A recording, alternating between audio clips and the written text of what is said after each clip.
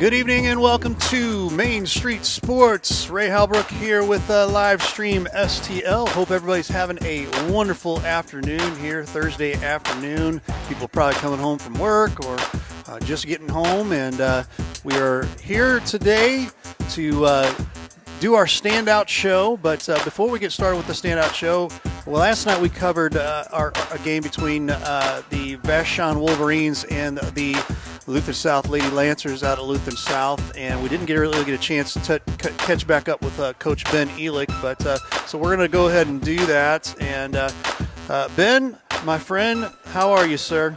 I'm doing well. Thanks for having me on, guys. Yeah. I know Ray reached out to me about doing Main Street Sports maybe about a week and a half ago, or leading into districts, and obviously it was a crazy time. We were hosting and trying to get the team ready, and so thankful for the opportunity to be back this week and be on with you guys. This Absolutely. is the higher class of the two shows, right? Yes. Oh, I don't know about that. You know, we you don't, but I do. Problems. we have also Scott Lotta and Lee Richardson, Coach Lee Richardson, with us, and we're going to be. How many established authors do you have on that show? Well, none. That is correct. You are correct. There are none. But that's okay. And then I also have on the line here from a bunker in Herculaneum, the Blue Tiger Media headquarters here, Jeff Whitener. How you doing, Jeff? Coming to you live from the Blue Tiger World Headquarters here, nestled in the sleepy hamlet of Herculaneum, Missouri.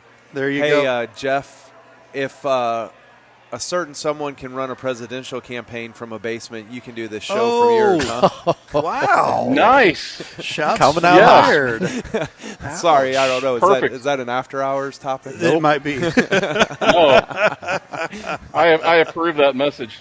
I never talk about politics. I have no idea what y'all are talking about. Hey, Anybody Jeff, believe that? my school asked me early on to just, not really engage, like things that could get people fired up, which is fine. I appreciate that.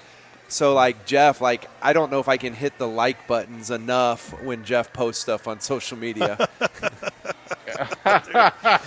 Jeff is very active. Let's just say that. I get myself in trouble a lot that way, Ben. That's for sure. But I'm so pleased that we have been on the show today, because obviously the nature of the show is the Main Street Standouts, and although Ben and his team are a little farther off the Main Street path, they are certainly standouts in their own right. So I'm very happy that we have Ben here, and we have a chance to talk to him a little bit about the season that he and his Lady Lancers had. So I'll just sit back and let you guys take care of the interviewing, Mr. Elick. There you go. Well, we're just gonna, basically. Kind of pepper you here a little bit here. I know you had a heck of a run. Yeah. And, I know you got to be pleased with where you're at. I know last season it seemed like there was quite a bit of just unfinished business, if you will, and you kind of felt like, man, we probably could have went a little bit longer, a little farther in the dance, if you will, for last season. Tell us about this season and I guess just your overall thoughts on how things went. Sure, yeah. So, oddly enough, you talk about unfinished business. We had a team lunch today and met with the kids, gave out we give player of the game awards. We hadn't given those out in a few games. So I told them, come in my room, we'll do that, and we'll just hang out together. And Macy and Emma reminded me that their first high school game was against Gateway STEM, who had a freshman named Marshawn Bostic. And their last high school game was against a Vashon team who had a senior named Marshawn Bostic. So they beat her the first time. They lost, obviously, last night. But, yeah, those kids, we lose by 3 their freshman year in the district semis. That was a rebuilding year. We were coming off a quarterfinal team. And, Macy and Emma were part of 4 teams. The other 4 seniors joined us as sophomores.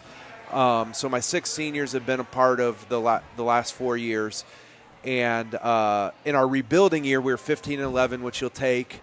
Lost to the eventual district champion by 3 with a lead late. And then the next year, we turned around with all those kids as sophomores and juniors. Lost in the district championship game out at Hillsboro. So I know, Jeff, you said Main Street Sports were a little bit off that beaten path. I will say this. We're the evil private school, so I do have Jefferson County kids on my team. So, yeah. And then last year we just ran into that buzzsaw of Whitfield. So, yeah, Macy and Emma were carrying this burden with them, like this district title is elusive and we want it. And so – and then we knew we were graduating. We graduated 4 seniors that played a bunch. 3 started. 1 was our first kid off the bench. And but we knew we had a talented freshman class coming in and a couple of kids moving up from JV. And then we didn't get a summer. So I guess this year I learned like how valuable – because we don't have kids that really play high-level club or a lot of clubs. Some might play just to get some extra games. But they rely on our program to develop them in the offseason. And so without having that summer, we were still able to do some individual skill stuff, but that team concept, that molding in the girls' game, those summer trips and the team bonding, like even more so. I remember when I coached boys, man, you could have a fist fight in practice and they'd be ready to go beat somebody by 30 the next day. But on the girls' side, if they don't feel like you like each other, they may not pass you the ball. So, I think that the summers are invaluable for that. So we lose our summer, and then we get rolling. We get a weekend of practice, and we have a positive COVID case. So we get shut down. So we're scrambling. And then we got rolling again, and then early January we get hit again with COVID. And so we lost 26 days of practice. We were not able to play in a tournament that actually I thought would have prepared us for Vashon. It had Hazelwood Central and Holt and Waynesville that are all really good Class 6 schools that all won districts or all were in district title games. And so, yeah, it was a weird season. I never really felt like we got into a groove until February. And even our practice planning, like we were playing every other day, so you really couldn't have that brutal, uncomfortable practice. And so we finished with the Burroughs game, and going into districts, we had 5 or 6 days, which was our biggest gap. And we told the kids, all right, we're going to spend 3 days in practice being uncomfortable because we had noticed in games that we were good right up until somebody made us uncomfortable. And so then, yeah, the kids just bought in, and we were able to win our district. And it's funny because, like, you line your teams up. I've had 11 teams now at Lutheran South, and even going back to the 5 varsity teams that I was around as an assistant. And if you line those teams up and you say, yeah, this team's going to win a district, this team's going to win a district, it's weird how some of those that you say is going to win a district don't. And some of those where you're like, man, this was a great ride, and they get hot at the right time, and, they're able to get through the district. And, it's unfortunate with the Vashon situation. I'd like to play the team, let's just say this, without going into a lot of details. I'd like to play the girls that were in school there on August 24th or whatever when school started. I'd like to play that team. And I think the thing that's most frustrating is, we have a kid that transfers to us. She falls in, like, our doorstep. I don't know anything about her till the day before they enroll. They say, hey, we're coming here. We looked here before freshman year, and they had legit reasons for transferring. Had nothing to do with basketball. And that kid's ineligible for 365 days for varsity competition. And then I have to play a team with 5 girls who all have a previous relationship with their coach, who all were at schools that potentially could not have had a basketball season this year. How is it anything but athletics for the reason that they're there? And those kids immediately get to play. So that's the frustrating thing,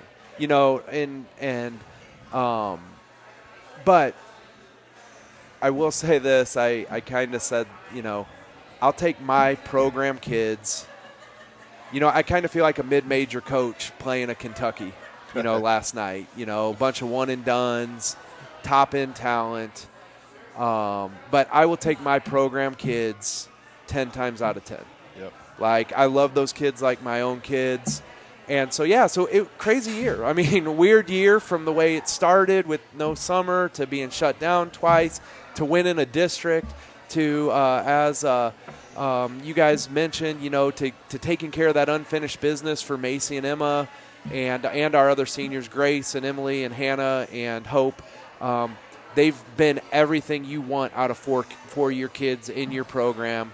The unique thing about Macy and Emma, when I got to South 11 years ago, they had just finished kindergarten, and they were in my camp as rising first graders. Oh, my goodness. And so I've watched those kids grow up. You were at the game, Scott. You saw the emotion when they came out of the game. It was great moments when the seniors came off. I was teared up, as they came in. I just told them, I said, I love you guys like my own kids. Thank you for everything you've given us.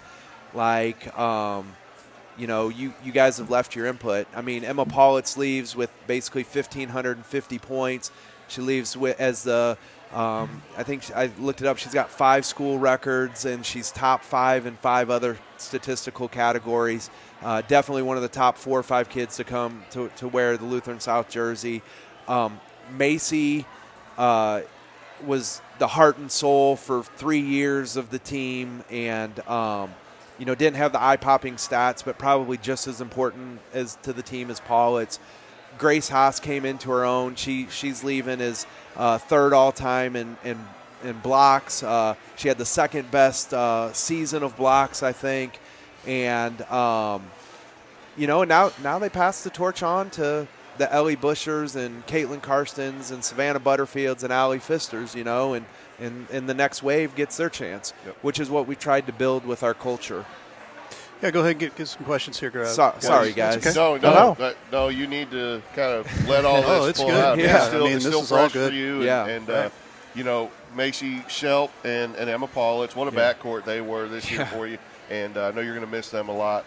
But your career, 11 years now at Lutheran South. Yeah. 177 wins in those 11 years. Very impressive. Yes. 18 years in high school coaching or high school teaching. 19th year. 19th year this year. You look like you're fresh out of college still. We're all jealous of that. Right? And your full head of hair. But no. Yeah, he's got a lot of hair for being a coach that long. Definitely, Jeff. But you've accomplished so much in your young career. I'll just say that because I know you got a long way to go and you're still hungry. But just right now, I know this is hard. You get all the way to the mountaintop again of winning your third district. Yeah. But then you have that quick turnaround. Everything's about that one game, investing everything into that, and now it's over. And I don't care if it's your first year doing that or 11th year, when it's over and those seniors and everything's fresh and raw, how are you going to balance that going forward in terms of the joy you feel for your outstanding season and then also being able to kind of get over that? So I think I told Ray when we talked after the district championship game is that it never gets old because it's always new with a new group of kids. Mm-hmm. Right, and every team is unique. They all got their own characters and their own identities, so balance that. Yeah, we're going to celebrate it. I mean, you we're should going to celebrate it, right? For sure. But we, and we're going to have our banquet. We're going to celebrate our seniors, I think. But we're going to take a couple weeks off. I always have the kids. Basketball season's so long. I have them. They go to their spring sports. They go whatever. And then they'll start wandering back into the gym in a couple of weeks. And we're going to get after it. And we're going to get that next group. We're going to be incredibly young next year. We'll probably be, our makeup will probably be somewhere along the lines of one senior. I know that for sure because I only had one junior. And then we'll have probably 3 or 4 5 sophomores, and 5 freshmen, or 5 sophomores, 5 juniors. So we'll have a group that we can, basically like this group we just transitioned through. We get a 2-year run. Next year will be bonus, and then we get a 2-year run with that same group coming back. We'll get hungry. I want to experience winning that quarterfinal game. Okay. Going to a Final Four, I think that still drives me.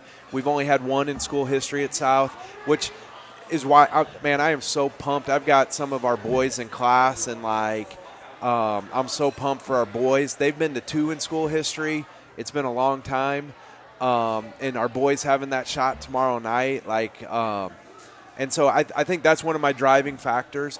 But again, it's just – it'd be nice if we could be there, right? Ray, come on, man. I think we're going to be there. Nice. And I just think that getting a new group and leading those kids and molding them into the servant leaders, right? Because one of the things, and I get to talk about this again too because I'm in a private school, but one of those things is teaching our kids to lead like Christ, right? And to be servant leaders.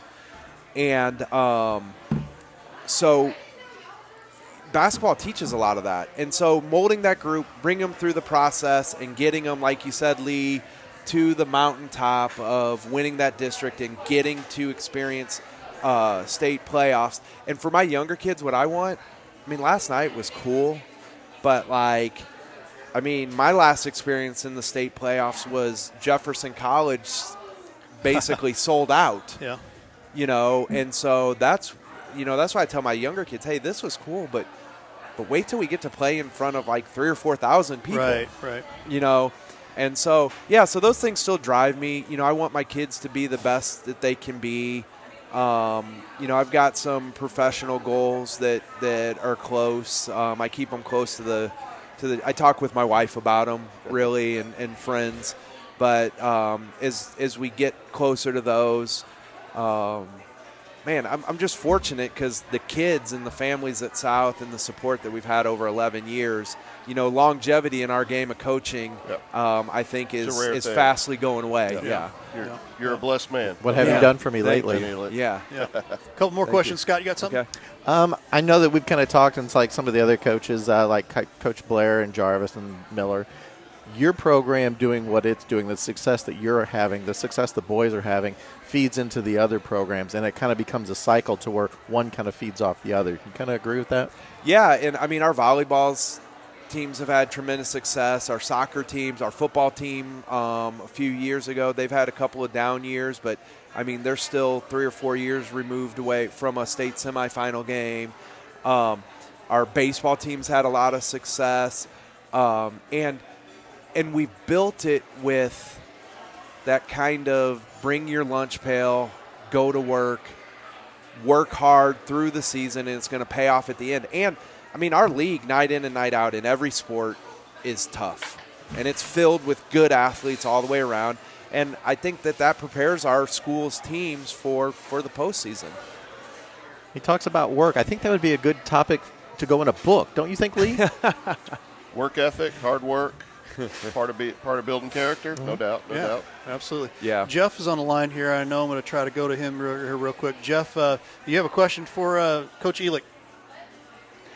Well, I guess my question really, Ray, is as far as and Coach Richardson talked about it a little bit. Decompressing after the season now. Do you go straight back to work into the basketball with some of the camps that you run this summer? Is that culture there? Do you have any other sports you coach at Lutheran South, Ben? All right, don't laugh at me, but I am the girls' golf coach. Hey. And that is an awesome time and girls golf gets to play in the fall, so we get the best weather and jealous, the best course conditions. But to answer your question, Jeff, so we'll take a couple weeks away, and then probably about the first week of April, we'll get back in the gym, and I'll start. The thing that refreshes me kind of the most is I start with our grade school program, that 2nd through 7th. And then I've got a young kid who just finished her college playing career that works with our 8th graders who are already committed to South. So, there's no violations, and it's not me working with them, but they get in the gym too, and I at least get to watch them play. And then those young kids, man, those young kids are hungry, which makes me hungry, which then I think our high school kids, they've all played in that feeder program.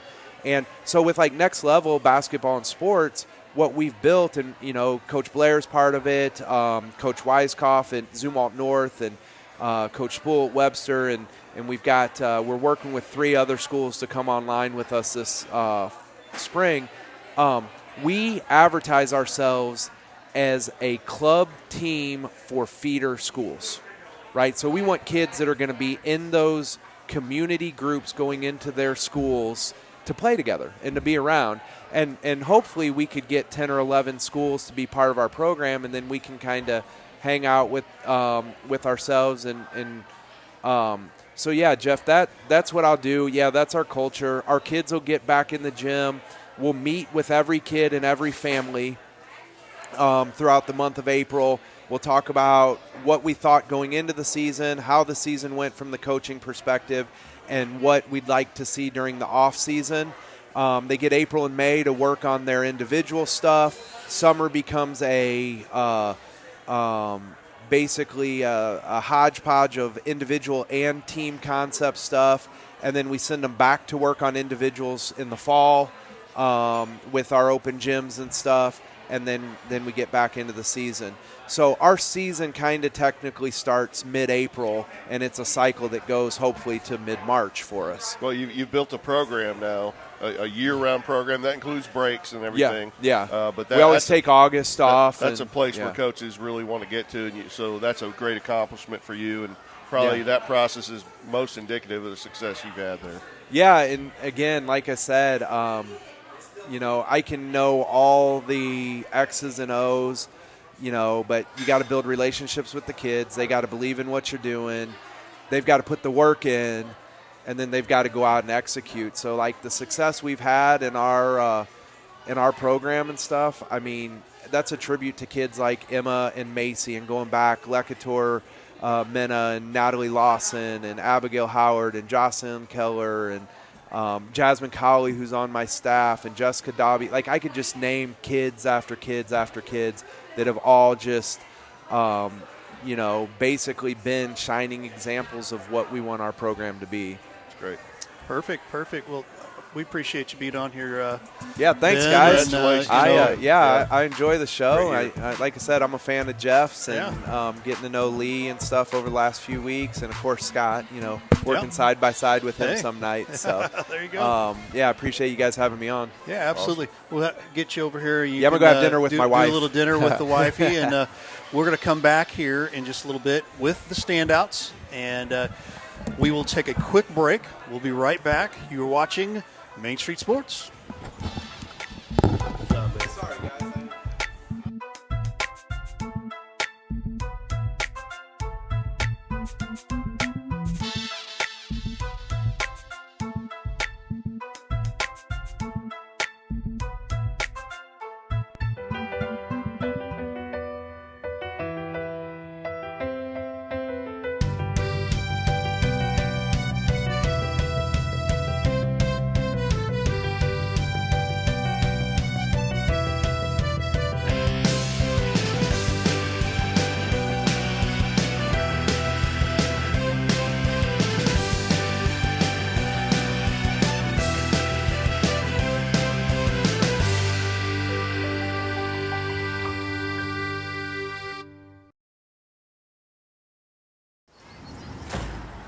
Tell us we can't, and we'll prove you wrong.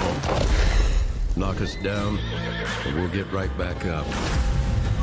Call us risk takers, misfits, bad boys. But we know what we want, and it feels like American muscle, looks like advanced engineering, and smells like fresh, cut grass. Bad boy. Mow with an attitude. Tired of showering? Well, have we got a solution for you?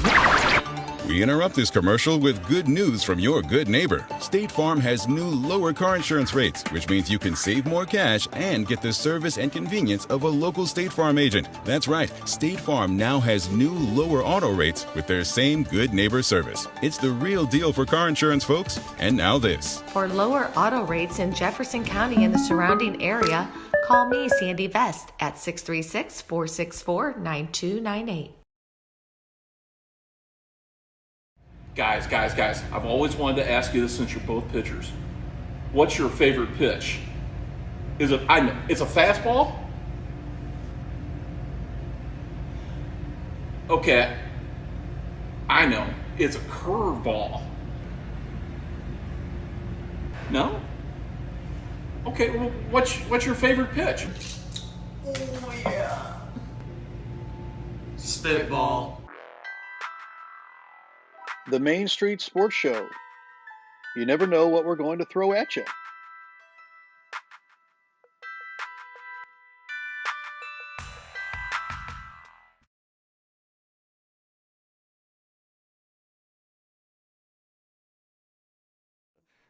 What you guys do for Jefferson County sports, it doesn't go unnoticed by the coaches in all sports. Yeah, all I appreciate sports. that. You know, I have a lot of friends that are head, basketball coaches, and I've been, of course, around Jefferson County all my life and followed all kinds of sports, even before I got into the coaching. So what you guys do to help promote it with the kids is unbelievable, and we appreciate you guys. Yeah.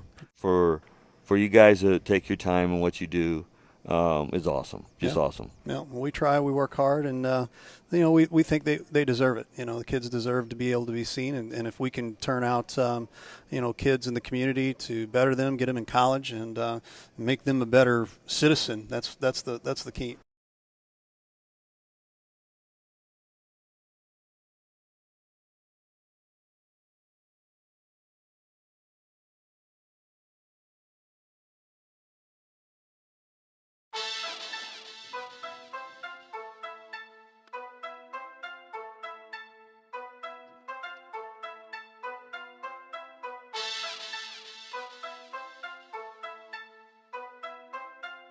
I'm about to get teed up.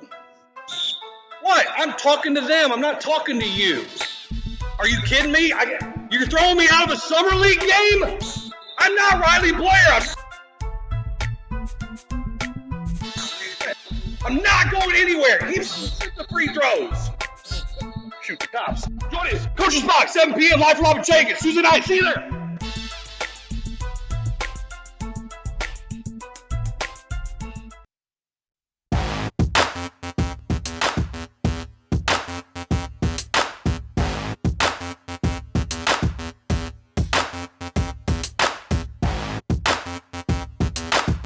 All right, we are back here, and it is time to do the Main Street Sports Standouts. This is the basketball edition, and we're going to start with the ladies. But before we even get started, I got to jump over here to the one and only Jeff Whitener.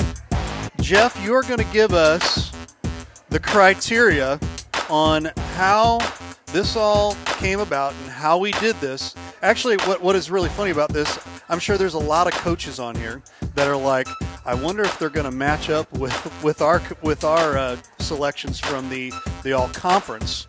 So I just wanted to jump on here real quick and have Jeff along with us to be on here all together. Here we are. We're all here on together. And this is the criteria. Go take it away there, Jeff. You're going to read off the criteria. Right, couple of quick things before we start. I really like that bumper music, Ray. That's pretty cool. Like I like jamming to that. Hey, there you go. I do. Also, I want to thank our sponsors that we've gone through. It's also our newest sponsor from Surdike Motorsports, yes. Bad Boy Mowers. That great commercial. Well, I want to thank Matt Surdike and also Stuart McMillan over there for getting that done. And I think they should provide us with a sample of one of those to use for our yards, I believe. Maybe we'll go over there and do a test drive with something. We don't know. We'll see. Get some B footage for that. So right. Anyway, ladies and gentlemen, very excited to be a part of this esteemed panel. We also had our friend Dalen Parks, 34 Hoops. He helped us in picking this panel out. So let me kind of go through the criteria real quick, and we'll jump right in with the Main Street Sports Standout on the girls' side. Our Main Street Sports Standouts were picked by members of the live stream media team, knuckleheads like me. No other all-star list is perfect, and this one I'm sure will be debated. This list is based solely on our opinions from watching other athletes play, as well as season statistics when available. This list includes JCAA large schools and small schools only. It would be unfair to any suburban conference players from Jefferson County, as we seldom saw them play. Although Scott and I will tell you, we are both charter members of the Kenny Angelis fan club at Northwest. Yes. Kenny Angelis, wow. Shout out to Coach Moss if he's watching. Big Kenny, yes. Each live stream member submitted their own personal pick. Ballots were reviewed, and unanimous choices automatically made the team. We then went by majority vote for the rest of the players. We know that some good athletes did not make this list. It was not our intent to slight anyone or upset local schools or programs. This was simply our best way to recognize who we thought were the best performers throughout the season and have some fun. And ladies and gentlemen, some of these choices were hotly debated, and some of the kids that didn't make this list, good arguments were made why they should make this list. So without further ado, we've got all our legal boilerplate out of the way. We will start with our Main Street Sports Standouts on the girls' side. On the girls' side. And these are in alphabetical. Yeah. Go ahead. Yeah, alphabetical order. And leading off for the girls from St. Pius High School, senior A.J. Eggers. A.J. Eggers. A.J. Eggers. An all-conference, all-district selection. She is a Main Street standout for the second consecutive year. Also a member of the 1,000-Point Club. Now, she will be going to Missouri S&T on a basketball scholarship. She led her team to a 16-6 record in second place in the JCAA Small Schools Conference. And although injured for part of the season, she led the Lancers in scoring, shooting percentage, and free throw percentage. And she was among the entire Metro leaders in points scored and three-point scoring. And yes, A.J. Eggers was a unanimous selection to the Main Street Sports Standout team. Gentlemen, talk about A.J. a little bit. I'll start here, and I'll just tell you this. I'm a big fan of A.J., and I'll tell you what, she's a great leader, number one, and people want to play around her, and that's the great part about being part of the leadership package, and it causes just the people around her to get better. She brings people up. She doesn't turn them down, and I'll tell you, she's solid. She really is solid. She plays a great game, and I'm happy to see that she's going out to S&T. And I believe she's going on a softball scholarship, though. Isn't that right? She should. I believe so. No, she's actually that's a basketball scholarship. Oh, it is basketball. Yeah. Okay, it is. Okay, well, she could have one of those too. Yeah, she can have. So there you go. Scott. Either way, she could have gotten one. Yeah. AJ, great multi-sport talent. Like Jeff kind of alluded to, she missed a portion and still was able to come back and be the leader. But got to see her last year and this year, and I mean, just the maturity level. I mean, she was good last year, but this year she took it up a whole nother level. Yeah, and her accomplishments speak for herself. Getting a Division II scholarship, I mean, that kind of says it all right there. But what I enjoyed, just one thing I'll say, watching her, anytime you have a player out there, it's just fun to watch a player is great, can score, and everybody in the gym knows it. Everybody watching knows it, and yet you still watch them, and you're still rooting for them to find a way to do that. And more times than not, she'd come through. Really fun watching a player like that. Awesome. We're going to have to go a little bit quicker. Our next one's Josie Allen. Go ahead there, Jeff. Okay, I didn't get to say what I wanted to say about AJ. Well, go ahead and say quick. what you want to say about AJ. Two things. Sorry about that. Two things. Fierce competitor, and number two, you're going to hear me say a lot with these young men and women on this list, even better person. Yeah. Okay? Next up we have, from the Perryville Pirates, senior Leah Bjork. Actually, Leah Bjork was all-conference. You skipped one. Leah Bjork. Did I? You did, I Josie sure Allen. did. I'm sorry. I'm going to tell you what. Let's before go you even go, software. let me do Josie Allen real quick. And I'm doing this, and I'm going to tell you why I'm doing Josie Allen. Josie Allen grandma gives me a call. She's like, what's going on with I guess it was a little bit over halfway through the season. What's going on with no pick for the large school girls? And I said, well, we really didn't get a chance to cover a lot of the large school girls. So I'm going to give you the Josie Allen pick here. All-conference MVP. She's made all-district. Led the Tigers in scoring, rebounds, assists, steals, and free throw percentage. Among the Metro leaders in scoring, helped her team to a 10-8 record, second place in the JCAA Large Schools Conference. Josie Allen, unanimous selection to the Main Street Sports Standouts, and I agree. Just by seeing we covered a couple of games this season with her involved, and she's just a driving force, definitely for Festus. And I'll tell you, just heads above the rest in all the games that we've covered. So I can tell you that right now. And shout out to Grandma Allen out there too for stepping up for that's what you want for the granddaughter and saying, hey, what about it? And it really wasn't a snub by any means. It was we just didn't have enough information at the time. Because we weren't covered doing a whole them. lot. Yeah, we covered them right after that game, and of course watched her live. And the coaches of the large schools voted her the MVP. And so it's just obviously a great lead guard, great ball handling skills, great shooter, great 3-level score, honestly. And just a sophomore, is that correct? And coming off of a knee injury, so the best is yet to come for Josie Allen, but well-deserved, obviously, of getting this award. Scott Lotta. Unfortunately, didn't get to see this young lady play, but I was looking at her stats, and they are mighty impressive. All right. And, Jeff, I'll go right back to you here. You can say what you need to say about Josie. All right. Josie Allen, the only thing I need to say about her, also a fierce competitor, but, I mean, you can tell her value to the team. Everything ran through her. As she went, so did the Tigers. So absolute unanimous pick on our part for the Main Street Standout team. Now, since I messed up before, we'll get back to our senior from the Perryville Pirates, Leah Bjork. And Leah was an all-conference, all-district player as well. She led the Pirates in scoring, and she helped lead the Lady Pirates to their second straight JCAA Large School Conference Championship. Leah,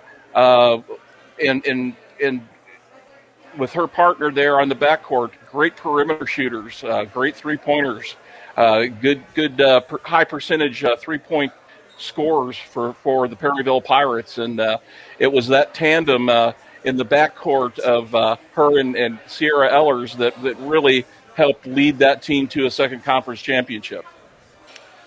There you have it. And Coach Richardson.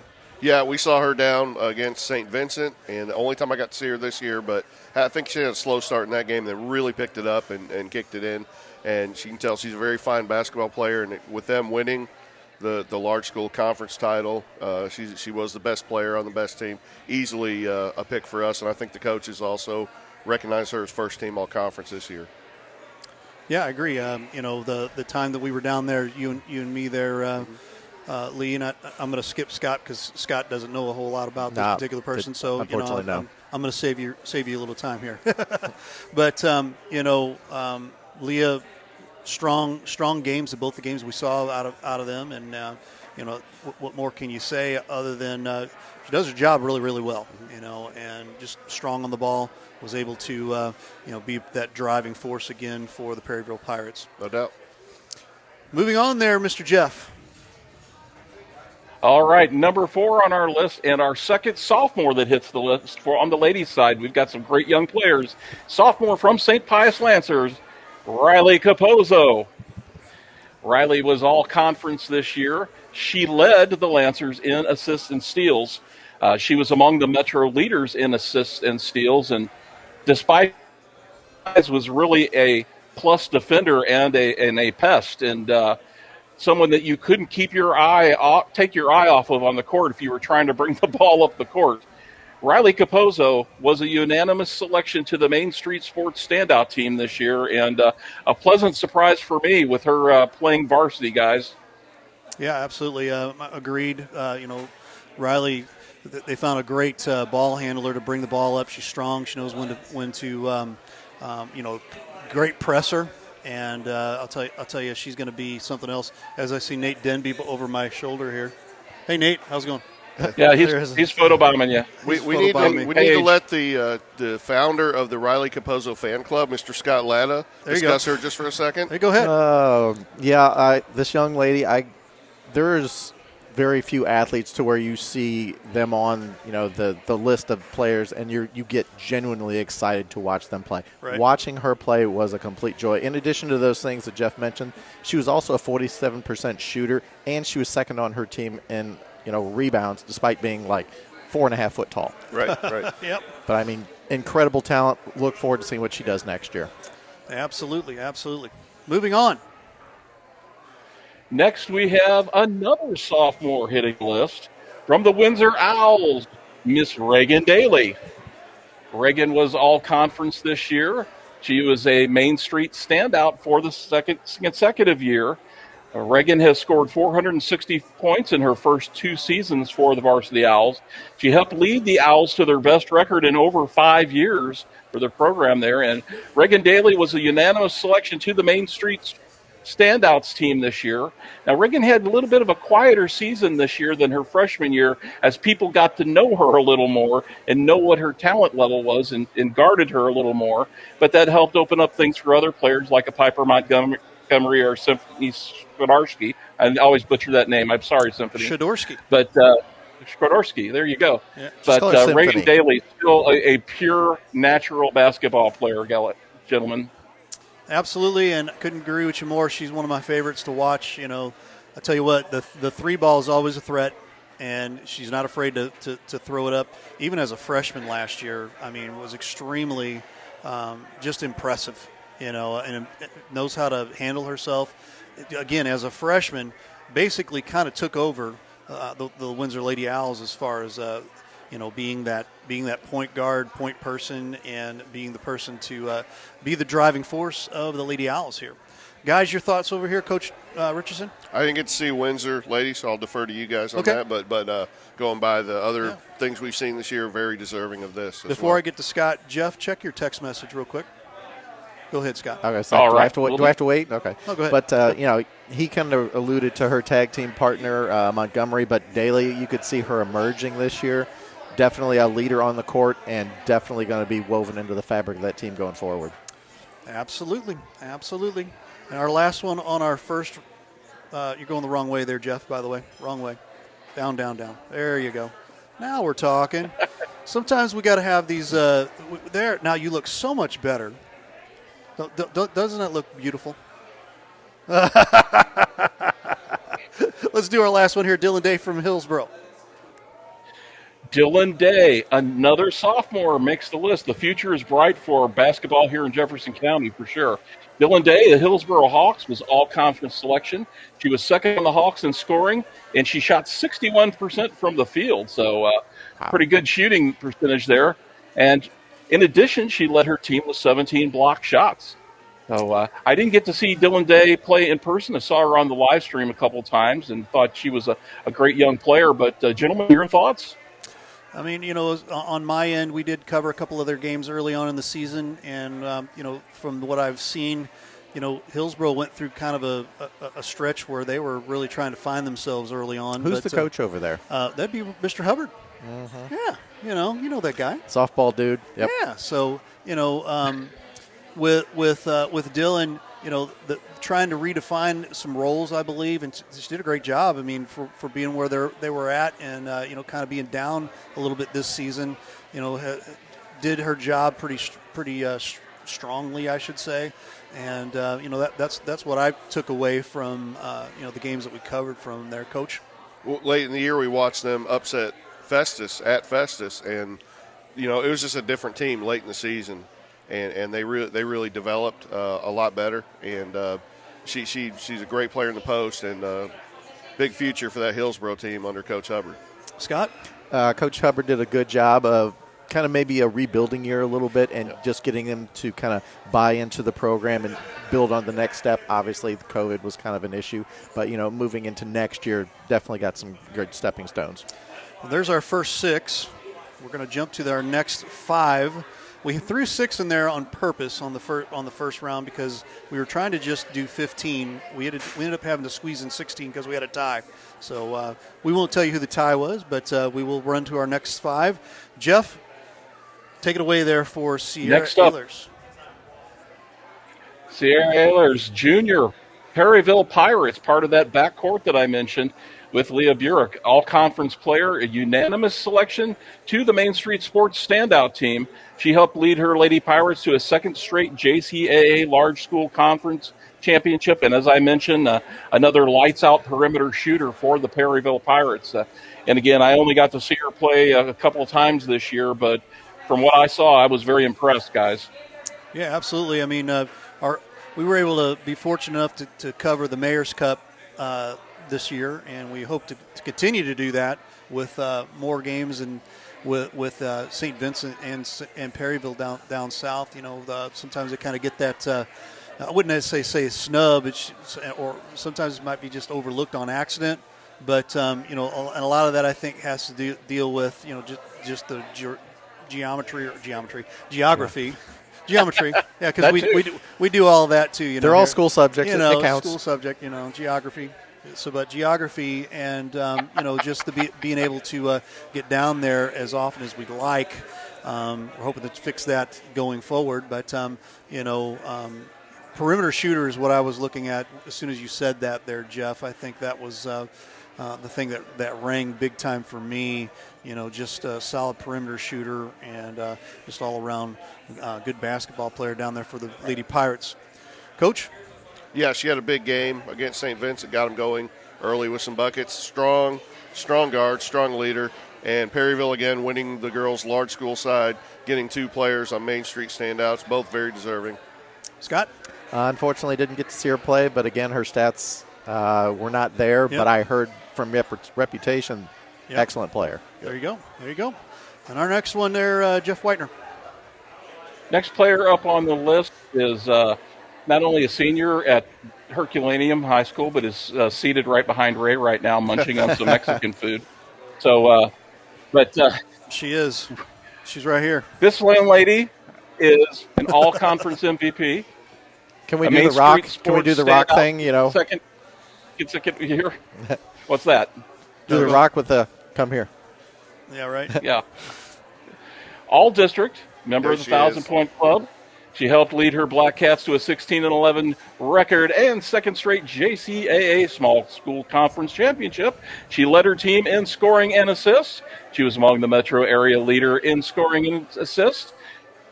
And she was also a great live stream STL camera person and commentator during her career.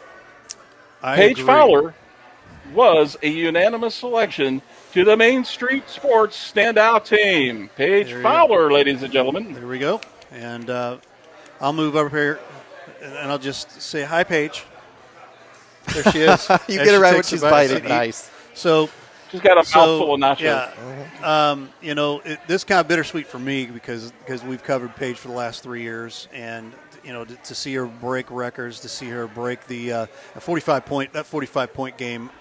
Just kind of silently earlier this season, I think was the thing that did it in for me because she struggled up until that game. She really struggled to keep the points average up. And she hit the 45 and was like, well, I'll fix that real quick, And so as far as I'm concerned, she's the MVP of the league for the small schools. There's no doubt about it. And she was conference MVP. So kudos to Paige. We're going to miss her. I'm going to definitely miss her camera work. Go ahead, Jeff. The thing about Paige is the most impressive thing to me about Paige Fowler is the fact that she modified her game so much this year. Yes. To where she was the power forward type player the last few years and being able to cut and slash to the basket. And she still did some of that. But what she really did well this year, in the absence of losing Metcalf, her buddy and point for many years there at Herculaneum, was she learned how to pass, distribute that ball, and getting to the point where she was so high on assists this year. That was a big move for her, and I could see Paige in college playing either in that 2 or 3 position. Coach, what do you think about that? Yeah, and that's a great reason why it was awesome that Coach Blair allowed her to expand her game, and she'll definitely need those talents at the next level. Definitely be a wing starting out for sure. But going back to her previous experience, we'll still be able to take maybe some mismatches, big on little switches, and be able to still take them in the post and get some buckets there. And she's promised us that we get the scoop whenever she commits. And but, yeah, definitely a lot of colleges looking at her, and rightly so. Scott? Excellent young lady. Very within herself. And talk about that 45-point game. It was a very workmanlike performance. There was nothing spectacular. She wasn't like doing anything, she was just doing the basics, and it translated into production. There you go. Jeff, our next standout. Next standout, and gentlemen, you guys will have to correct me on the name pronunciation. The senior from St. Vincent Indians, Genevieve, is it Lip or Lippy? I'm going to go with Lippy. I was calling her Lippy in the game. I called her Light, so we have 3 different ones. Lippy, Light, Lippy. So there you go. Light. Well, Sorry. whoever she is, she made our all. She made all conference. She made our live stream standout teams, and I know that we really just had a chance to see her play one time. She was a really good scorer for the Indians. We didn't get data. We were trying to get some data. The coaches were for some stats from St. Vincent, and it just didn't happen before showtime. So unfortunately, we just have our personal observations to go on with Genevieve. But Coach Richardson, what did you see down there? Yeah. You know what? She's kind of a little bit of a very similar player to Capozzo. Yeah. And a quick little point guard for St. Vincent, and really set the tone for them. And players like those, that easy to miss them if they don't average a lot of points, and they're not on one of those leaderboards or something. But just everything they do, they rack up some assists and steals, but just the way they disrupt the other team as well. Don't forget about how important that defensive end is. And Genevieve Light did a great job for St. Vincent this year on a really good St. Vincent girls team. Appreciate that there, Coach. And I know, Scott, I don't think you got the championship game down there. I believe I did. Yeah. Anything you want to add? Just that her and her running mate, Lacey Best, were a really good 1-2 punch. And I'm a very defense. When I am impressed by a player, I want to see on both ends of the court. And she was just as involved on the defensive end as she was on the offensive end. There you go. Our next standout, Coach. Or I'm sorry, Jeff. Next Coach Jeff. standout is the senior from the Soto Dragons, Cameron, and I always get this name wrong. Is it Peely? Let's back up one more. Back up. Oh, I'm sorry. Now I'm forgetting another friend of our show here, friend of the live stream show, the senior from Windsor Owls, Miss Piper Montgomery. Piper Montgomery, all-conference player. She led the Owls in scoring and rebounds this season, among the area leaders in rebounds. She helped lead the Owls to their best record in over 5 years.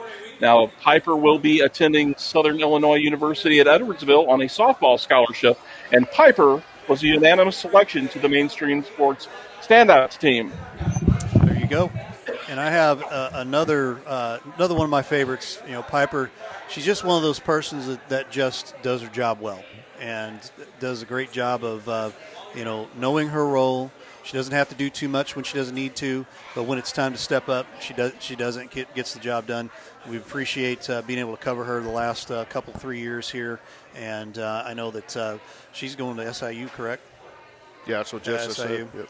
And I'll tell you, they're going to get a great player. That definitely works hard, and again knows her role. Great role model, great leader. Coach. Well, the reason I'm glad she and other post players, if you will, everybody wants to shoot the three these days. The game's changing a lot. We didn't do it intentionally, but I think our list reflects a lot of balance positionally in kind of a positionless age. To me, it's I'd like to see post play become great again, in America. But it's good to see that some of them getting recognized for their work on the boards. Scott? I think Piper's kind of in that Paige Fowler kind of mold. She didn't have quite the same responsibility as from a scoring standpoint, but I think she was kind of that same work ethic and kind of dig in. There you go. Our last from this list here, Cameron Peely there, or Jeff? Cameron Peely, thanks for the promotion there, Ray. Cameron Peely, senior, DeSoto Dragons, all-conference, led the Dragons in scoring and rebounds, and was among the metro area leaders in rebounds. And in my experience with Cameron Peely was first seeing her in action on the volleyball court and knowing what she could do there. And she applied a lot of the same skills and positioning on the court from volleyball that she did in basketball. And was very impressed with her play for the Dragons. Coach Richardson, did you get a chance to see Cameron play? I did not. I saw her stats. It's Windsor and DeSoto, the two I did not get to see. But again, kind of that almost double-double type of player. So I assume she played more towards the post. And again, glad we could recognize some of those talents around here. Scott, I don't think you and I were able to cover Not this year. DeSoto this year either. As well, we actually had the chance to we're trying to cover the Fountain City tournament, and I believe it got canceled. Yeah. So that would have been at least 2 or 3 games right there, right off the bat and it would have been right at the first of the season. So those got canceled. We had a couple of other games that were scheduled that got moved around as well. So we do apologize out there. I know a coach out there, DeSoto coach out there, he was chomping at the bit last summer to get us out there, and we tried to work our magic to get that done, and we got some of their softball. Yeah, we did. We got some softball and things like that, but hopefully we're going to catch some. That's Coach Rawls. Yes, Sam Rawls, by the way. Sam Rawls. Thank you. Appreciate that. And we apologize to Coach Sam out there, but I know we're going to try to pull some more games out there for next season. That is our first 13, I believe, and we've got our last 6, and we're going to go ahead and start it. I'm going to jump it over here to Jeff. Go right ahead. Starting next with the junior Herculaneum Black Cats, Macy Pilliard. Macy Pilliard was all-conference, all-district, and it averaged 10 points per game while leading her team in rebounds and block shots. The thing that was impressive to me was 48% of her rebounds were offensive rebounds. So among the Metro leaders in block shots, she helped lead her Black Cats to a 16-11 record and a second straight JCAA Small School Conference Championship. And Macy Pilliard was a unanimous selection to the Main Street Sports Standout teams. Coach, what can you tell us about Macy Pilliard? Again, another double-double, really strong in the post, and I know Coach Blair will be very excited to have her back again next year. Great choice. Scott? Fantastic player to watch when she was in the game. Just her length and her height changed the whole dynamic of whatever they were trying to do. Defensively, she could control everything in the paint and make it completely a perimeter game for the other team. Agreed, and I'll tell you, the post is underrated there for a girl like Macy Pilliard, as far as I'm concerned. Was able to pick up a lot of the garbage, a lot of the buckets that she was able to get. They weren't easy. Alter shots. Had to alter the shots and things like that. But the good thing about it is we get to see her again next year. So looking forward to that. Jeff. Absolutely. Our next player on the list is the senior from Jefferson Blue Jays, Lainey Smith. Lainey Smith, all-conference player, a member of a Main Street Standout selection for the second consecutive year. She was second-team all-conference. She was a member of the 1,000 Points Club, and in addition, she became the Blue Jays' career all-time leading scorer. She led the Lady Jays in scoring, assists, and steals, as well as block shots, and she was among the metro area leaders in steals. Lainey Smith, a unanimous selection to the Main Street Sports Standout team. And this year, with the down year for Jefferson, teams could really focus on her. And at times, she really struggled. But to be as productive as she was this year, with as much attention that was paid to her by other teams, was quite an accomplishment, gentlemen. Coach? I just saw her once this year and maybe a few times in the previous years. But, just a great competitor all across the board, all the sports. And congratulations to her on a great career and playing at the next level. Is that correct, Jeff? I don't know if she's decided where. I know she's had some offers to do something in basketball and volleyball, but I don't think she is committed anywhere. Gotcha. Scott? Just a great athlete, and just a natural leader on the court. Great to watch. Definitely. Yep.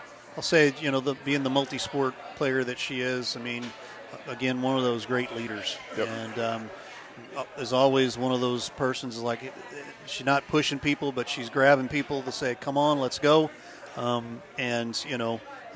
Be that person that will, bring her team to the next level. Moving on. Yep. This is going to be a good one. I like this next one here. We have another sophomore, Grandview Eagles, Annabelle Wakeland. Annabelle was all-conference this year and all-district. Metro area leader in block shots, averaging over 5 per game. She was among the Metro leaders in rebounds, and she led the Eagles in both categories. Annabelle Wakeland was a unanimous selection to the Main Street Sports Standout team, and another great post player, Coach. Oh, go ahead, Coach. The talent and the tools that Miss Wakeland has as a sophomore, very impressive. She's going to be a force to reckon with in the next coming years. Scott? My alma mater, and this young lady is the sky's the limit. I mean, Definitely. she can do the mid-range. She can do, right next to the bucket. Great player. There you go. And my take on the Annabelle Wakeland game that I saw against Crystal City, I felt was one heck of a game this year. They were down by 20, came back, tied the game up, and went ahead with a few minutes to go, and was able to just absolutely dominate the second half of that particular game, and give it to Annabelle Wakeland. And I believe she also is one of those multi-sport athletes that you love to have on your team. So there you go. Next one there, Absolutely. Jeff. Next up, I'm very pleased to announce this young lady who's been close a couple of times, couple of seasons now, the senior Crystal Hornet, Annie Waits, makes the Main Street Sports Standouts team. The all-conference player, led the Hornets in scoring, and Annie Waits was a unanimous selection to the Main Street Sports Standout team. Gentlemen, talk about Annie Waits a little bit. I'll go here and I'll say this. Annie Waits, another one of those multi-sport leaders that I feel, there's not much you can throw in front of her that she's not just going to be able to find a way to get the job done. And does it with a great attitude, does it the right way. And, and it's not just because Dad's one of her sponsors here. But I'll tell you this, it really is what you call definitely a true leader on the court. Yeah. In all the different sports that she's part of, too. Yeah, a great softball player, has some college offers there, and volleyball. But let me just say this, she increased her production her senior year. There are some talented sophomores coming in Crystal City. Annie earned this award this year, greatly increased her production this season.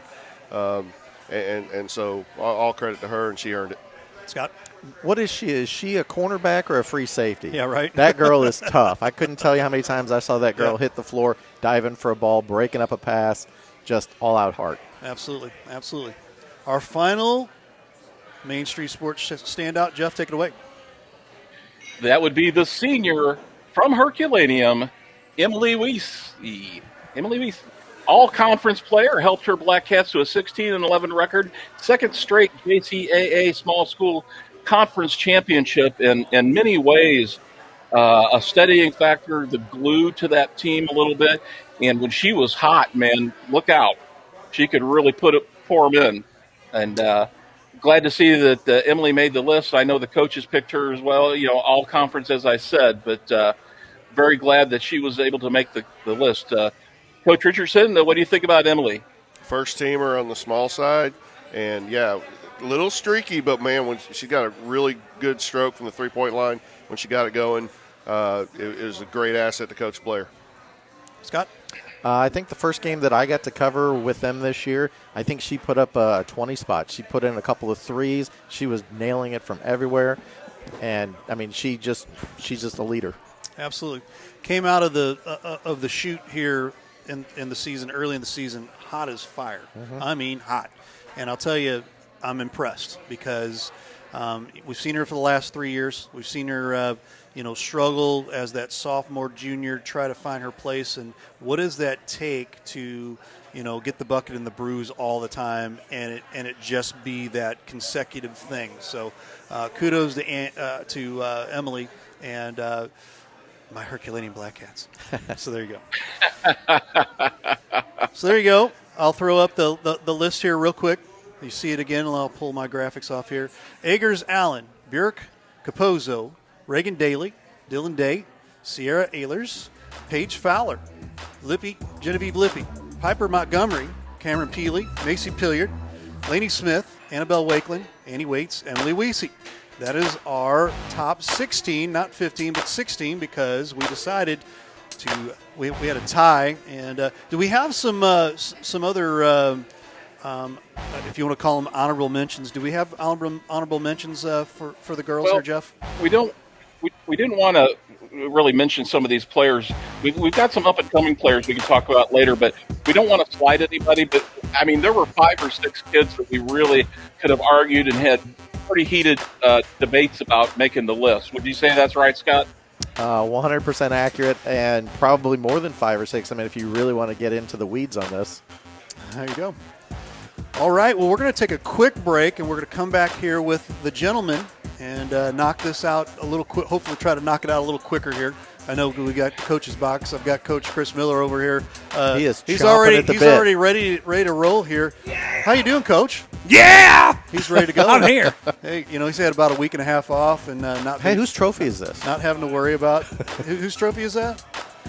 That's his. It's mine. This week. So this week. Stay tuned for the Coach's box at 8 o'clock. But we're going to take a quick break. We'll be right back. You're watching Main Street Sports Standouts 2021 Basketball Edition. We'll be right back.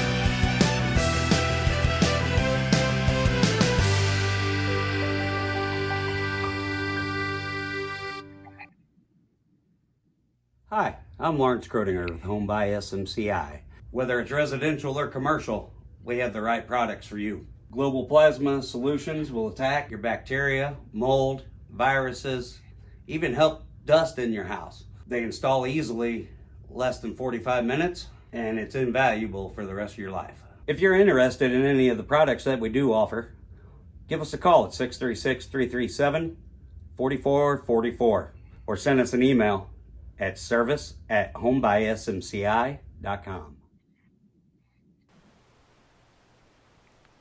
Dr. Craig Rubel is an orthopedic surgeon and fellowship-trained sports medicine specialist who cares for all athletes of all ages, performing total joint replacements, knee and shoulder arthroscopies, and general orthopedic procedures such as fracture treatment and carpal tunnel releases. Visit rubelortho.com or call 636-933-7400.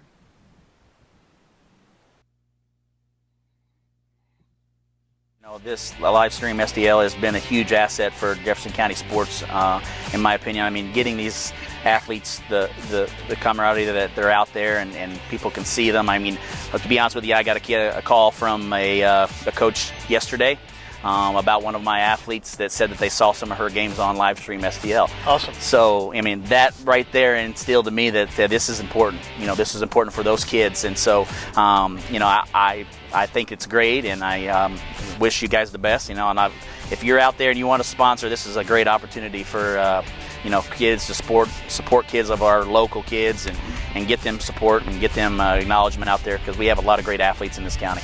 Well, we appreciate that. And at the end of the day, our mission is much the same as your missions, coaches, to help shine a light on these kids and get them exposure and get their name out there and help them. And if they can advance, they're better off, we're better off as a community, and that's why we're here.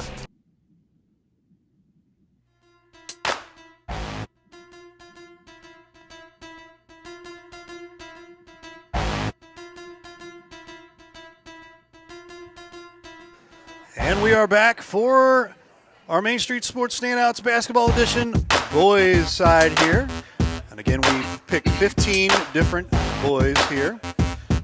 We will get right back here to it. And I'm just going to go throw it right over there to you, Jeff.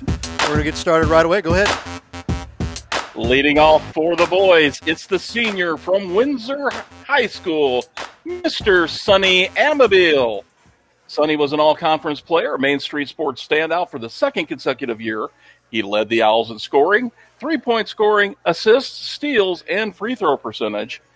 Among the metro area leaders in scoring and free throw percentage, and he will be continuing to play basketball next year for Missouri Baptist University. Sonny Amabile was a unanimous selection to the Main Street standout team, and Sonny, an incredible player that I've just really enjoyed watching work backcourt here for the Owls the last few years. Coach Richardson, what can you tell us about Sonny? I mean, what a floor leader. I mean, he's exactly the type of point guard that every coach wants to have. And it seems like he's been at Windsor for 8 years, not 4.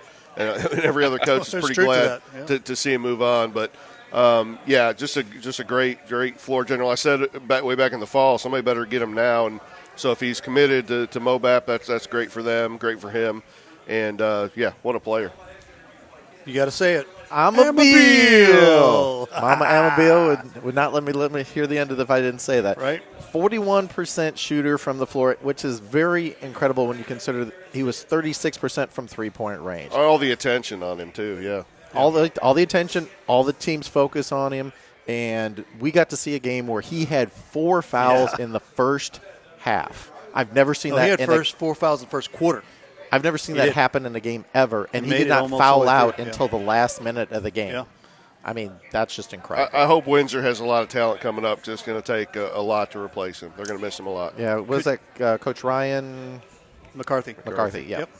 Yep. Could not agree with you more. And just as an aside, this is really kind of off topic, but was not selected as a large school player of the year. I know we had kind of our own picks on that last month, and that's another debate, and we kind of discussed that pretty vigorously as we were coming up with these. But there were several guys on that large school side that were really close together. The coaches went a different way for player of the year. Our panel chose Sonny as a large player of the year. But either way, great player. Agreed. And I'll tell you, for a kid that had a target on his back every game, yep. And to try to find a way to harness all the negative energy because you have that target on your back, I think says leaps and bounds. And the amount of perseverance that you have to have for something like that, even as a high school kid and a point guard, to be able to not only just be a leader, not only to harness all that negative energy out, but to put over 20 points a game on the average. Kid put in the Was work. unbelievable. Yep. Unbelievable. Absolutely unanimous. I think should have totally been the MVP. Jeff. Next up, we have senior from DeSoto, Aiden Blair. Blair, another all-conference player, led the Dragons in scoring, assists, and steals. Led the entire metro area in 94 ball thefts. He helped the Dragons to share their share of the JCAA large championship. Aiden Blair was a unanimous selection to the Main Street Sports Standout team this year, and a very pleasant surprise for me as I got to see him play. Just a dynamic player, and boy, you just had to be careful around him. He'd pick your pocket like anything, Coach. Yeah, kind of the model for the new school type of basketball player, the athlete that also has a total skills package and fun player to watch. Is he a senior? Is that right? Yes. We'll miss watching him play. Scott? Unfortunately, didn't get to see him play, but if you look at, if you go to the website, look at the stats, it's impressive. Yep. Absolutely. I mean, I'll tell you this. Probably one of the most impressive kids that I've seen, just kind of come out of nowhere. I was like, who the heck is this Aiden Blair kid? Early on in the tournaments before regular season really kind of got started. And, just impressive, can hit the 3-ball anytime and just stay on fire for a really long time at times. And along with Mertens, who we'll talk about in a little bit, and a lot of their other kids, kind of a little bit of a resurgence this year at DeSoto. They had a great season as well. Absolutely. Jeffrey? Next up, we have the senior from Herculaneum, Isaiah Bracey. Isaiah was an all-conference selection, and Isaiah led the Black Cats in rebounds, assists, and steals. Interesting that a player leads in assists, steals, and rebounds. You don't see that very often. Isaiah Bracey was a unanimous selection to the Main Street Sports Standout team, and there were times during the season I would see Isaiah play, and I would think, holy cow, this kid, talk about someone who showed flashes of brilliance at times, but just a solid player for the Black Cats, Coach. Isaiah, you knew he had that potential. He had that within him the whole time, just lacking some consistency. And to see him step up his senior year and do what he did, it's really, really great to see that. I'm really happy for him. And I think that's a very deserving selection. Maybe the only Herculaneum kid we have. It is. But that's what a season he had. I'm really happy for him. Scott? I think in a in a year where I think the program kind of struggled a little bit, I think he was definitely the shining star. He was definitely the most consistent, and he definitely was the biggest factor on both ends throughout the whole season. Yeah, he stepped up for sure. Isaiah Bracey's done an amazing job being able to kind of fill that role from Moreland's injury, and you lose a kid like that, you lose a heck of a lot, and that's hard to replace. The amount of time it took him to kind of just step in that role, use what he has, and absolutely, just unbelievable job of trying to fill some big shoes. I'm glad you brought that up because Josh Moreland would have been a surefire Main Street Sports standout again this year, just like he was last year, and that just added so much more pressure on Bracey and some of the other guys, and of course Coach Jarvis trying to figure out how to adjust that loss. So a lot of focus and attention on Isaiah Bracey this year, and even despite that, he really grew up and had a great season. Jeff. Next up, we have our first sophomore on the boys' side from the Festus Tigers, Mr. Armand Branch. Armand was the all-conference player, led Festus in scoring, assists, steals, and free throw percentage, was among the metro area leaders in scoring, assists, steals, and free throw percentage. He helped lead the Tigers to their best record in 5 years and a share of the JCAA Large Schools Conference Championship. And Mr. Branch was the unanimous selection to the Main Street Standouts team.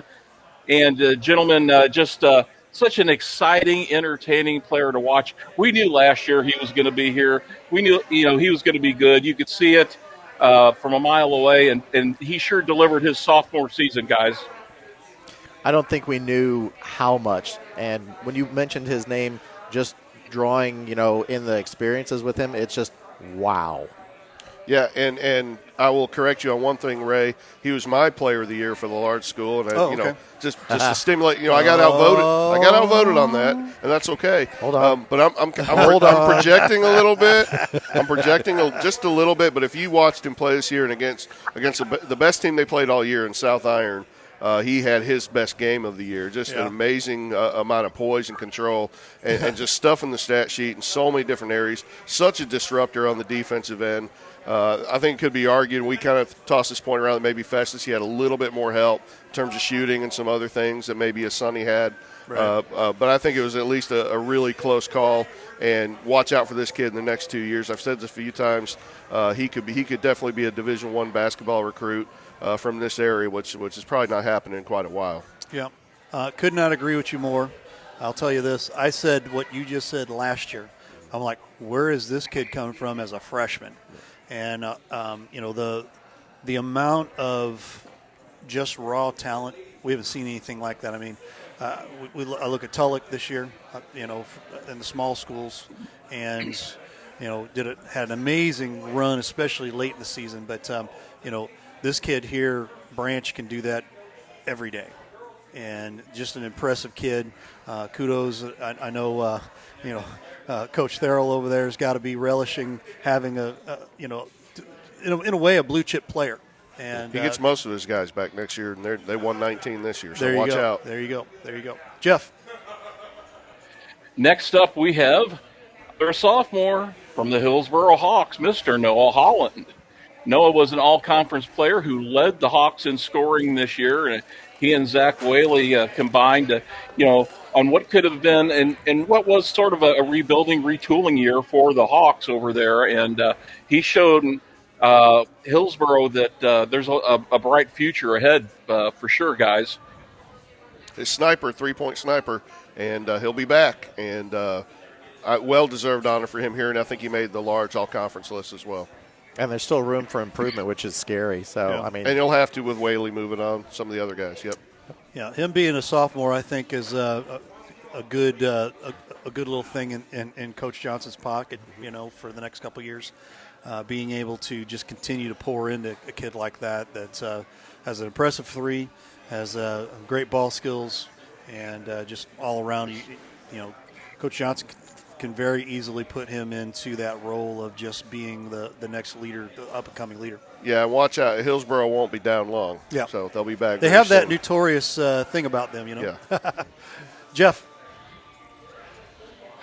Next up, we have the senior from DeSoto Dragons, also known as Big Bird, Jordan Mertens. Jordan was an all-conference MVP for the large schools. Main Street standout for the second consecutive year, led the Dragons in rebounds and block shots. Among the Metro leaders in rebounds and block shots, he was second in the Metro area with 94 block shots. He helped his Dragons to a share of the JCAA Large Schools Championship. As of yet, at this time, Mertens is uncommitted as far as his college goes. I know he has offers out there. Jordan Mertens was a unanimous selection to the Main Street Standouts team. And here again, teamed with Blair on that DeSoto Dragons with Nick Krotiger and some other guys, just a major part of their success. And you really had to scheme around a player like Jordan Mertens, Coach. Yeah, it's kind of that slow road to improvement for him. Just kind of got 1% better every day. You go back to watching him as a sophomore on varsity to looking at the force he was this year. He got the coaches voted him as their player of the year. Our show, I think, voted Sonny. And I had my own opinion. I think those top three guys were all so close together. But you can't argue too much with Jordan Mertens being player of the year. And hopefully he gets that chance at the next level. Scott? I didn't get to see him this year, but I do recall a little bit from last year and just the athleticism. Definitely wish him well, wherever he lands in the future. Mm-hmm. Absolutely. I'll tell you this. Big Bird is definitely the name for him there. I mean, he plays big because he is big and he knows it, and he does a great job in showing it. The big thing I think that impressed me this season was the overcoming some adversity early on in the season in a couple of the tournaments. You'd win one, you'd lose one, and they were all close. It seemed like they played such all year long, tight games all year long, and to be able to overcome that, I think, is a big deal. Big thing for him too, from sophomore year to senior year, that I've seen personally is the gains in strength. So you can tell he spent time in the weight room. A lot of these kids did, and that's a big thing in basketball today. If you're not strong, you're not going to survive. Right, Jeff. Next up, we have from the Jefferson Blue Jays, the senior Colby Ott. Colby Ott was an all-conference player who led the Blue Jays in scoring, assists, and steals. Colby was among the metro area leaders in three-point scoring and steals. Now, Colby is committed to Jefferson College on a baseball scholarship. And Colby Ott was our unanimous selection to the Main Street Sports Standout team this year. Now, what I will say this is about Colby Ott. Obviously, I have a lot of personal observation with the Blue Jays. Colby Ott, tremendous all-around athlete. He's good at any sport he plays. He puts in work with every sport he plays. He is totally all gas, no brakes. He only knows one speed. And in the brief, 8-9 years since Jefferson High School has been around, he's probably at this moment, in my opinion, the greatest three-sport athlete the school has produced on the boys' side. And that's saying a lot when you've got Andrew Graves and Austin Graves and some of these other guys. So that's what I say about Colby Ott. Could not agree with you more there. I'll tell you this. You could not be more true in saying all gas, no brake. I mean, the kid is just a flat-out stud. Now, I'll tell you this. Football season really, I felt like maybe dampered a little bit of the basketball. If there's any negative to that, and I don't even want to go down that road of it being a negative, but I kind of feel like him coming in late kind of put him behind the eight ball to begin with, but, it only takes you a week or two to get back into shape for something like that coming off of football. That was a tough adjustment, but of course you're not going to. The football team made such a great run. Mm-hmm. That's a great thing for them. That's a great problem to have. It is. It took him a while. He shot it great as a junior from the 3-point line, and it took him a while to kind of find his stroke this year. But I'll say this: when he, if it weren't for Armand Branch, he would be the defensive player of the year, because it was almost impossible. Not impossible, but almost impossible for people to get around him. And when he locked in on defense, he could lock people up. Coach Breeze had an awesome weapon in Colby Ott. That kid could do anything you asked him to, and he would. If you said all gas, no brakes, run through that wall, he's like, all right, let's go. The wall behind it too. Very competitive. Yeah, right. Yep. There you have it, and he'll be back for basketball or for baseball here too. Jeff. Yep, baseball season right around the corner, and I know you've sent that schedule out, and that's another topic for another time here. But our next senior up from the Festus Tigers, player I know very well, Mr. Colin Riendo. Colin is an all-conference player. He is a Main Street Sport standout for the second consecutive year. He led the Tigers in rebounds this year. He was also among the Metro leaders in scoring, steals, and rebounds. Another one of these players who is great with scoring, steals, but also rebounds. Shot 61% from the three-point line, gentlemen. 61%. That's not too shabby. And he helped the Tigers to their best record in 5 years and a share of the JCAA Large Schools Conference Championship.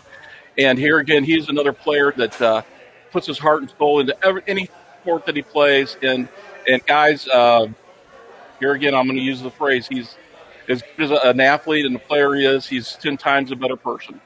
And that's all I'll say about Colin. Yeah, I could not agree with you more. That's a kid that got a good head on his shoulders.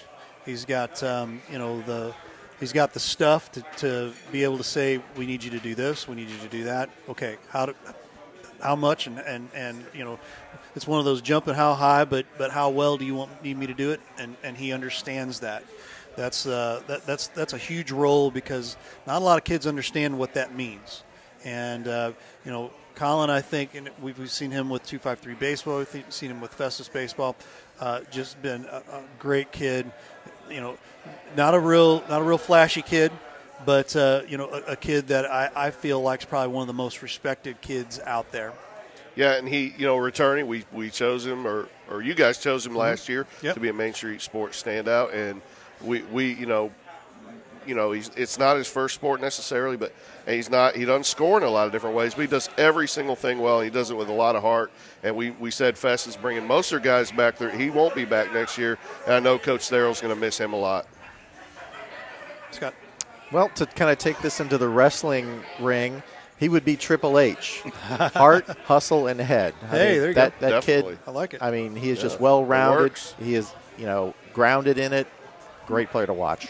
There you go. Jeff. Thank you for that reference, Weird Al. Next up, we have the junior from the Festus Tigers, Cole Rickerman.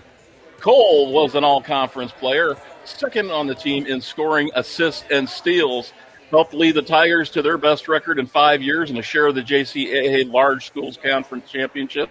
Cole, obviously the quarterback for the Festus Tigers, as they made a deep run into the playoffs. So he got off to a little bit of a slow start too, but it didn't take Cole long to get up to speed and show us the type of dynamic player that he is, guys.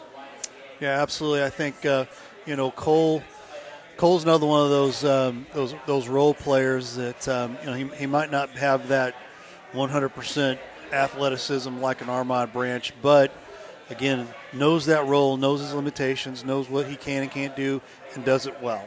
And doesn't allow those things that he might not be able to do beat him.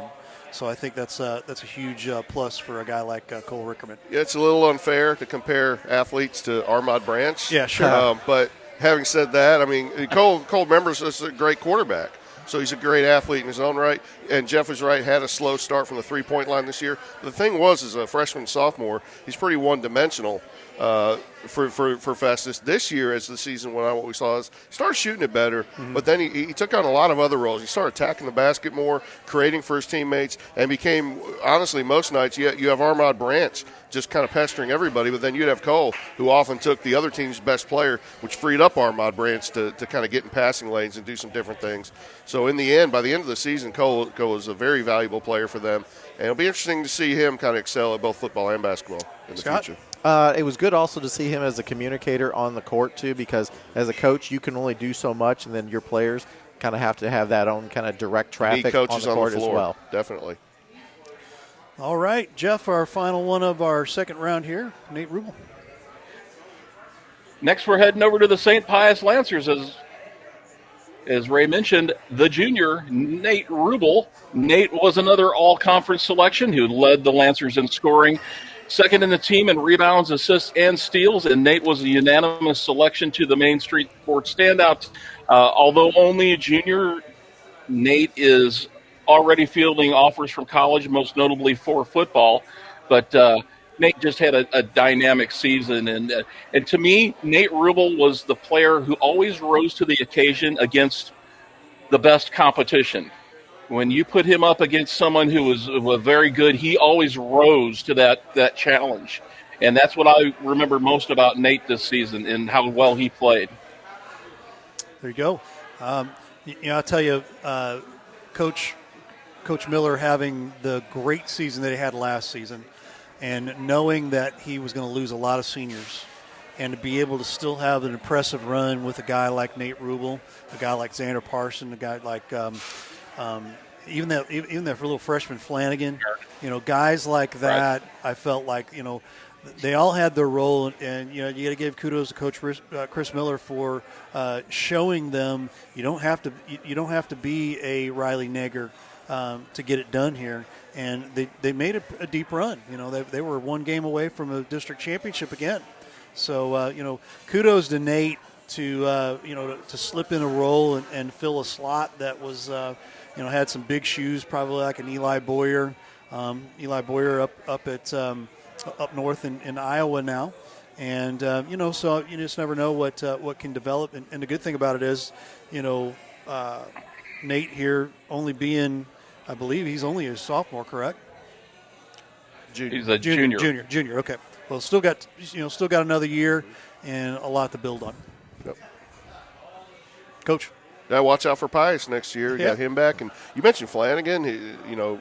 A newcomer to watch next year. Kind of has a Colin Gillespie Villanova kind of game to him, and he'll be an important player next year. But Rubel definitely their leader, and I'm kind of proud of our list because we look beyond the stats for some of these. Definitely not players that don't deserve to be on here, at least talked about, but making impacts far beyond just putting points on the board. Scott, I think he was, in my opinion, I think he was the backbone of that team, and like you said, there was a big shoes to fill, and he was like, "I'll fill them." There you go. Going to move to our next group here, and this is our last set of list here. And Jeff, we're winding down here to get our last five, and here they are. Next up, we have a young man I've had the pleasure to watch play ever since he was a freshman over there at Crystal City. He's now a senior this year, Carson Short. Carson was an all-conference player who was second on his team in scoring and rebounds and steals. And Carson Short was a unanimous selection to the Main Street Sports Standout team this year. And he, along with his buddy over there, and they're good buddies, Donovan Tulloch, they were the 1-2 punch for the Hornets this year. And he was another type of player that if he got hot, especially from the perimeter, look out, So Coach Richardson probably has something to say about Carson. Yeah, I do. I got a lot of things to say about Carson, and for 2 years I got to say a lot directly to him, and some I can share, some I can't. No, man, I love Carson. He's as happy-go-lucky and freewheeling as he looks out there, and he's a great tennis player too, and he kind of brings that vibe to the basketball court. I got Nate Denby nodding at me because that was his doubles partner, and they were tough on the tennis courts as well. But Carson, he grew a lot year to year, and I thought this year he really grew up his junior year, but this year really took that next step with Nate and some of the other seniors that left last year. And when Carson got hot, I mean, look out. His junior year went 7 for 7 from the three-point line in the game. This year, Donovan couldn't find a shot one game, and Carson, I think he had 38 points. And so they had a great season because Carson earned every bit of this, no doubt about it. Scott. Yeah, if you jump into the matrix of Crystal City, Carson had a great year, and his running mate Logan Anderson as well. But definitely a great shot from release. It was magical to watch. Yeah, and you brought up Logan. We're not going to talk about too many guys who maybe didn't make our list. Mm-hmm. Logan did make all district this year, and him and Carson, great buddies. So he's his running buddy for sure. Yeah, Carson Short, I'll tell you, the impressive thing, the most impressive game I think I saw was that district championship game, taking a couple of offensive fouls and things like that. Got them going early. It definitely got them going early, and basically caused them to, at that point, play pretty much a perfect, not much more of a perfect game that you could have. Against Caledonia. And a sneaky good athlete that the athleticism is something that the team's going to miss also. Absolutely. Jeff. Next up we have, also from the Crystal City Hornets, the senior, Donovan Tulloch. Donovan was an all-conference MVP for the small schools. He was the district tournament MVP. He led the Hornets in scoring and free throw percentage. He shot 50% from the field inside the arc. He was among the Metro leaders in scoring and three-point scoring. He is uncommitted as of today, and Donovan Tulloch was a unanimous selection to the Main Street Sports Standout team. And folks, any coaches, anybody watching out there, help spread the word. This young man needs to play at the next level somewhere next year.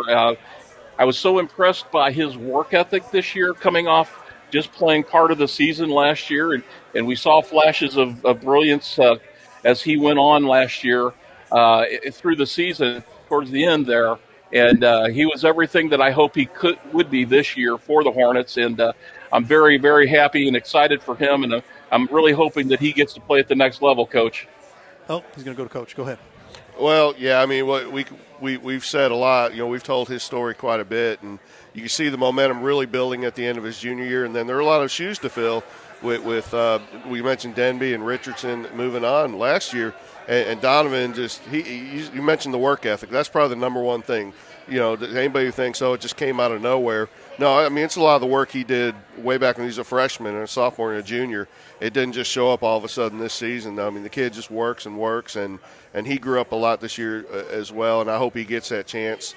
I know in discussions maybe with a few different people. It's going to be tough for seniors this year to get looks at basketball for sure, because everybody at the college level gets another year of eligibility. So you got to have all your ducks in a row. But back to Donovan, one point I want to make before I turn it to Scott is we mentioned Colby Ott being such a great defensive player. And in that game this year, Colby had a really hard time keeping up with the Jets that are Donovan Tulloch. Mm-hmm. And I would like to see Donovan and Sonny and Colby line up in a full court race. That you could probably sell tickets to that. Yeah, absolutely. That would be good. Probably Scott. so. What can you say? The kid had a great year. Kind of referenced earlier the Caledonia game. The first half, he was pretty much held in check, and then in the second half, he just broke free, and he just did whatever he wanted to do. Three-pointers, driving past defenders to the bucket. The kid just has untapped talent that he hasn't even got to yet. I agree with that, and I'll tell you the thing that impressed me this season, he didn't just rely on the three all the time. When the lane was there, he took it. Because a lot of kids will just sit back and they'll say, no, I'm just going to hit the three because the three ball is sexy. And that's great, but there's a lot more to this game we call basketball than just the three. So, I feel like this season was a season where he was able to really kind of come into his own and develop a lot more than just that three. He was able to, and I know beyond a shadow of a doubt his rebounds have went through the roof this year. So I think that's those are some huge steps that he took this season, and kudos to Donovan Tulloch. Jeff. And feel free to read his story about the district playoffs and becoming MVP on our live stream STL website. Shameless plug. Shameless plug. There you go. Next up, we have the senior Hillsboro, Zach Whaley. Zach Whaley, another all-conference selection, who led the Hawks in scoring. In three-point scoring, assists, and steals, and was among the Metro leaders in three-point scoring. Another member, along with Noah Howland, of that great perimeter shooting team that Hillsboro had. And Zach Whaley, very deserving of being on this list, guys. Yeah, again, covering Hillsboro early this season, that was the big thing that I kind of noticed was the three-point shooting was much better this season for him. And used that to his advantage, be able to use that as, kind of deadly at times, and be able to, add that to the repertoire of the Hillsboro Hawks offense and defense. Great defensive player, too. Coach? Very versatile player. Coach Johnson will miss him a lot. Could do a lot of different things very well. Has a college offer, too, out there. I'm not sure from where, but he should find a home at the next level. Great player. Scott. Great compliment player, and like I said, hopefully he's got, something lined up pretty good because that kid just hustles. All right, Jeff, we're down to the last two.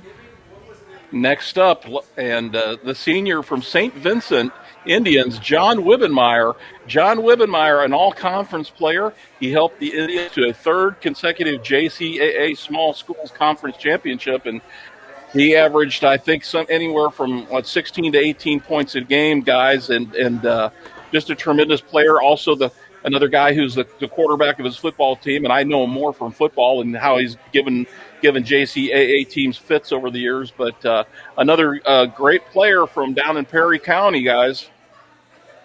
Yeah, no doubt. There was we had our own conversations, and from the coaches list, Donovan was ranked number 1, Wibbenmeyer number 2, close second.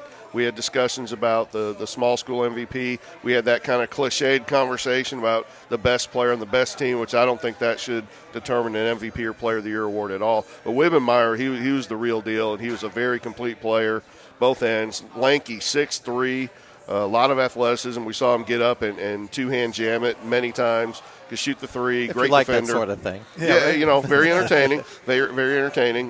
We saw him do that against Perryville when we went down there. And great player.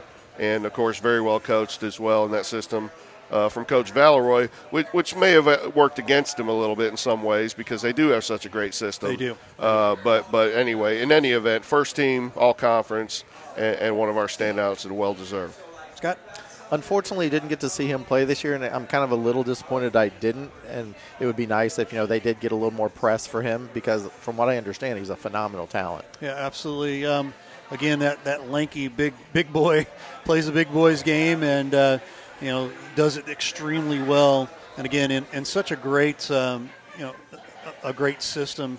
Coach Valerie down there, if you've ever caught any of the games down there, you're not going to miss him because he's going to He's going to let you know exactly how to play this game, and does a great job at it too. And it's no dig.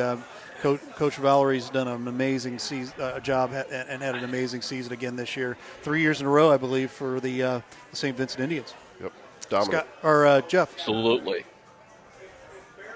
Last but not least, and I apologize and understand what it's like to have a last name that starts with a W, but you're always at the end of the list. But from the Grandview Eagles, the junior Chase Wilson, all-conference player, all-district player. He led the Eagles in scoring and three-point scoring. He was among the Metro leaders in scoring and three-point scoring. And Chase Wilson was a unanimous selection to the Main Street Sports Standout team. And guy's another phenomenal athlete, another multi-sport athlete. And maybe the best compliment I can give Chase right now, from what I've observed in his junior year, is he's the real deal. Yeah. He is the real deal. And he's going to go on and play somewhere in some sport. I don't know yet, but that's all I can say about Chase. There you go.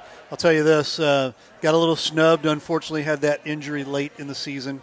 And, probably should have been a first-round all-conference kid. And I'll tell you that, number one, just, a kid that's averaging 17 points a game. And you're looking at, a kid that is definitely a difference maker on his team for a team that kind of struggled, especially without him.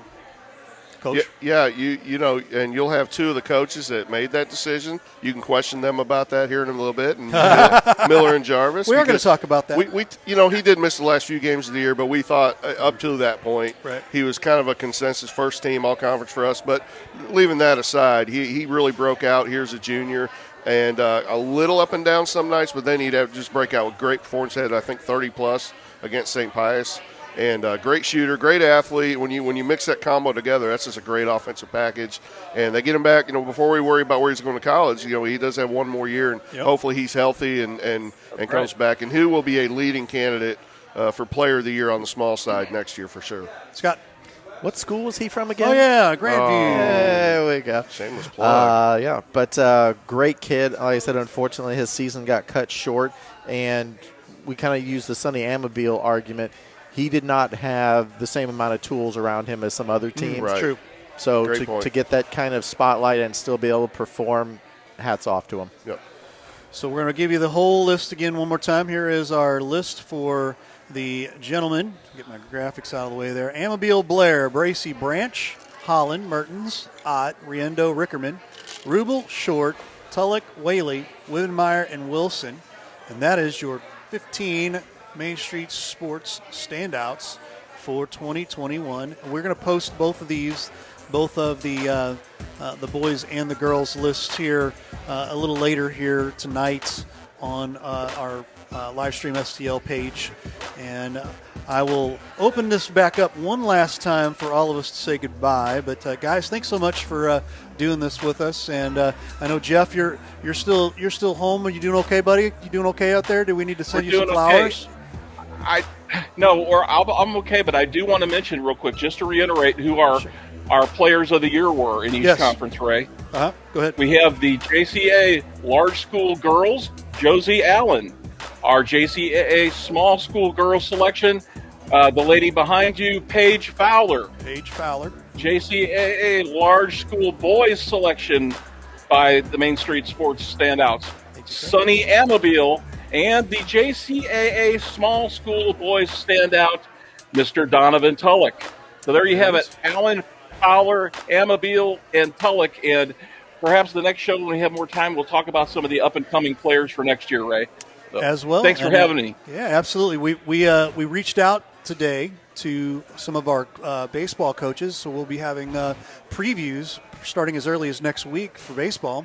So if you're a baseball fan, stick around and check us out on Livestream STL. When we have that, he just swung. Jeff is swinging his imaginary bat over here at home. So there you have it. There you are. Thanks again so much for watching Main Street Sports Standouts 2021. We'll put that on the Facebook page here in a little while. For Ray Halbrook, for Lee Richardson, for the one and only Scott Latta, and Mr. Nate Denby behind you. And Nate Denby and Paige Fowler behind me, everybody, and also my friend over here. And Ben Elick. And Ben Elick over here, my friend bunkered down in Herculaneum out at Blue Tiger Media headquarters. Jeff Whitener, Ray Halbrook, all of us saying so long. We'll see you in a little while. Don't forget, we've got also the Coach's Box in a little bit. We'll be back. See ya.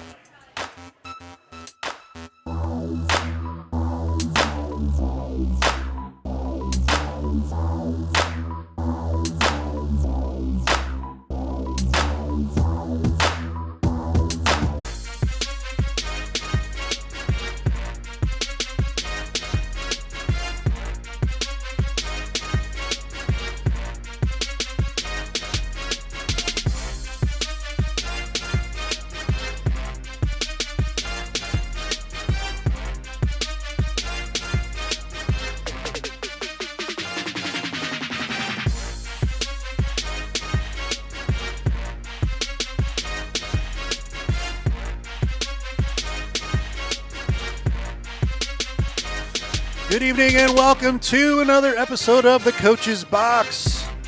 Ray Halbrook here from Livestream STL. Hope everybody's having a great evening.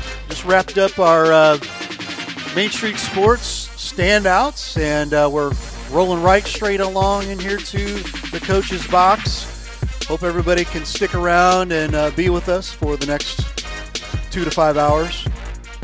I'm just joking. It's not going to be like that. We've got plenty of guys, coaches, and we got another special guest as well. And we're going to roll it over here to Coach Chris Miller. Coach, how are you, sir? I'm just living the dream, man. Living the dream. Yeah. I almost didn't make it here tonight. Yeah? You want to ask me why? Why? Couldn't afford the gas to get over here. Oh. I thought maybe it's because of my commercials. Hey, you were going to lose. Hey, but you're getting a stimmy check? Maybe. By the end of the month. It's supposed to be right away. Right. What about the other $1 trillion? Wait a minute. Hold on. What about the $1 trillion from the second one? What about that? What about that tax credit you're supposed to get? Yeah. I'll take it.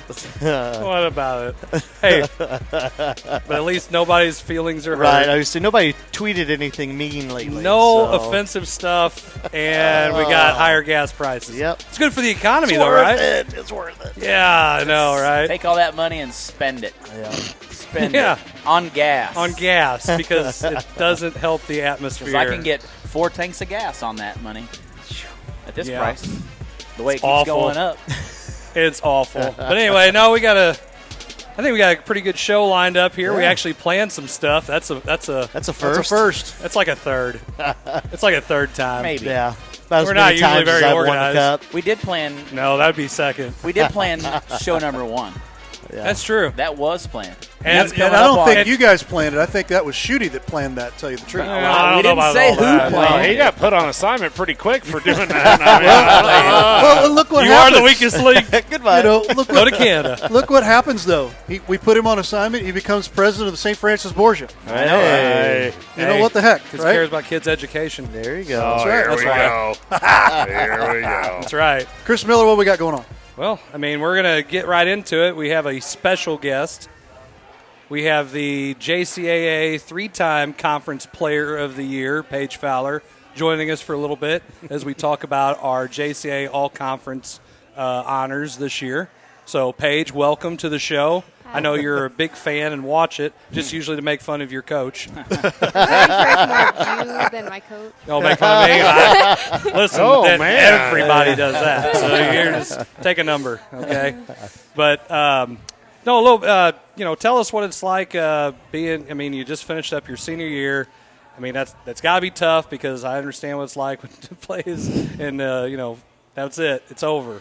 But at the same time, you have a great career to look back on. You did a lot of great things at Herculaneum. So tell us a little bit about, you just those things and your experience in general. I'm so happy that I went to Herky. In the beginning, I wasn't exactly planning on that. I wanted to go somewhere else, but Blair made me stay around. Well, somewhere else. Someone that's in this building right now. I don't know where he would be at or anything. Yeah, Paige, do you care about your education? You should come to Herky.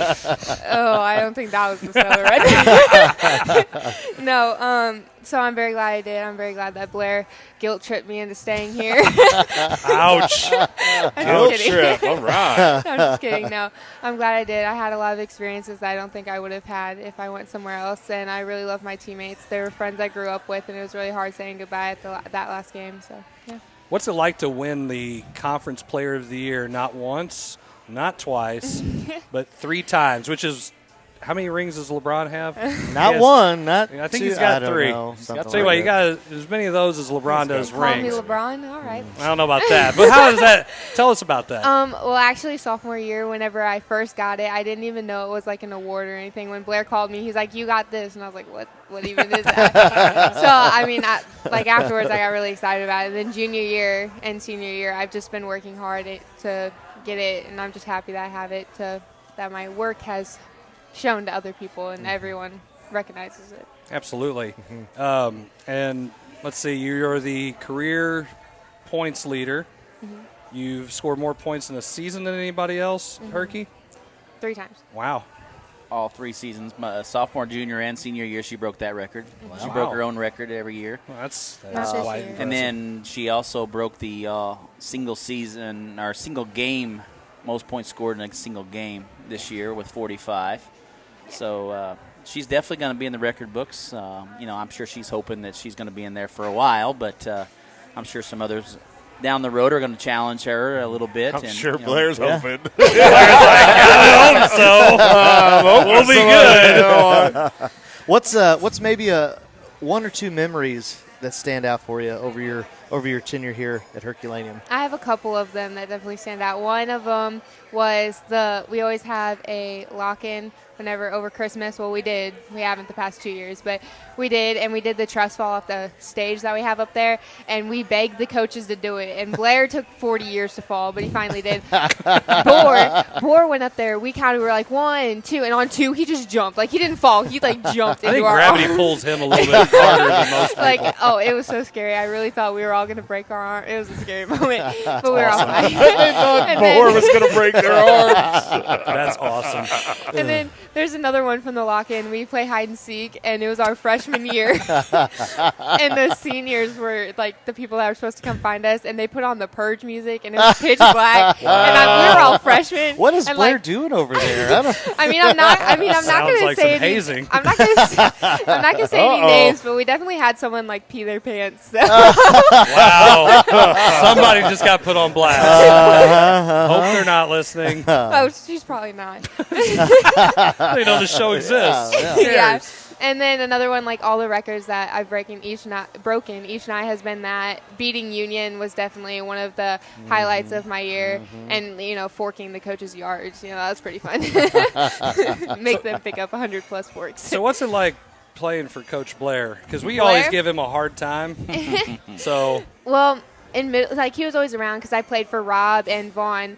So he was always around since I've been in 5th grade. So at first I was like kind of scared of him because, it's the varsity coach. I got to impress him. Yeah, now. Yeah, pretty much. Now it's completely the opposite. now it's like, you've told me this already. Okay, I get it. And then like Vaughn will say the exact same thing. I'm like, okay, Vaughn, I get it. And, it's just I've been around him so long, and it's just easy. I know exactly what he wants me to do, and I know exactly his tells when his stares. I can tell the difference in his stares from the court and things like that. How about a time out? Okay, do you guys make fun of the fact he sits in a little chair? Boar?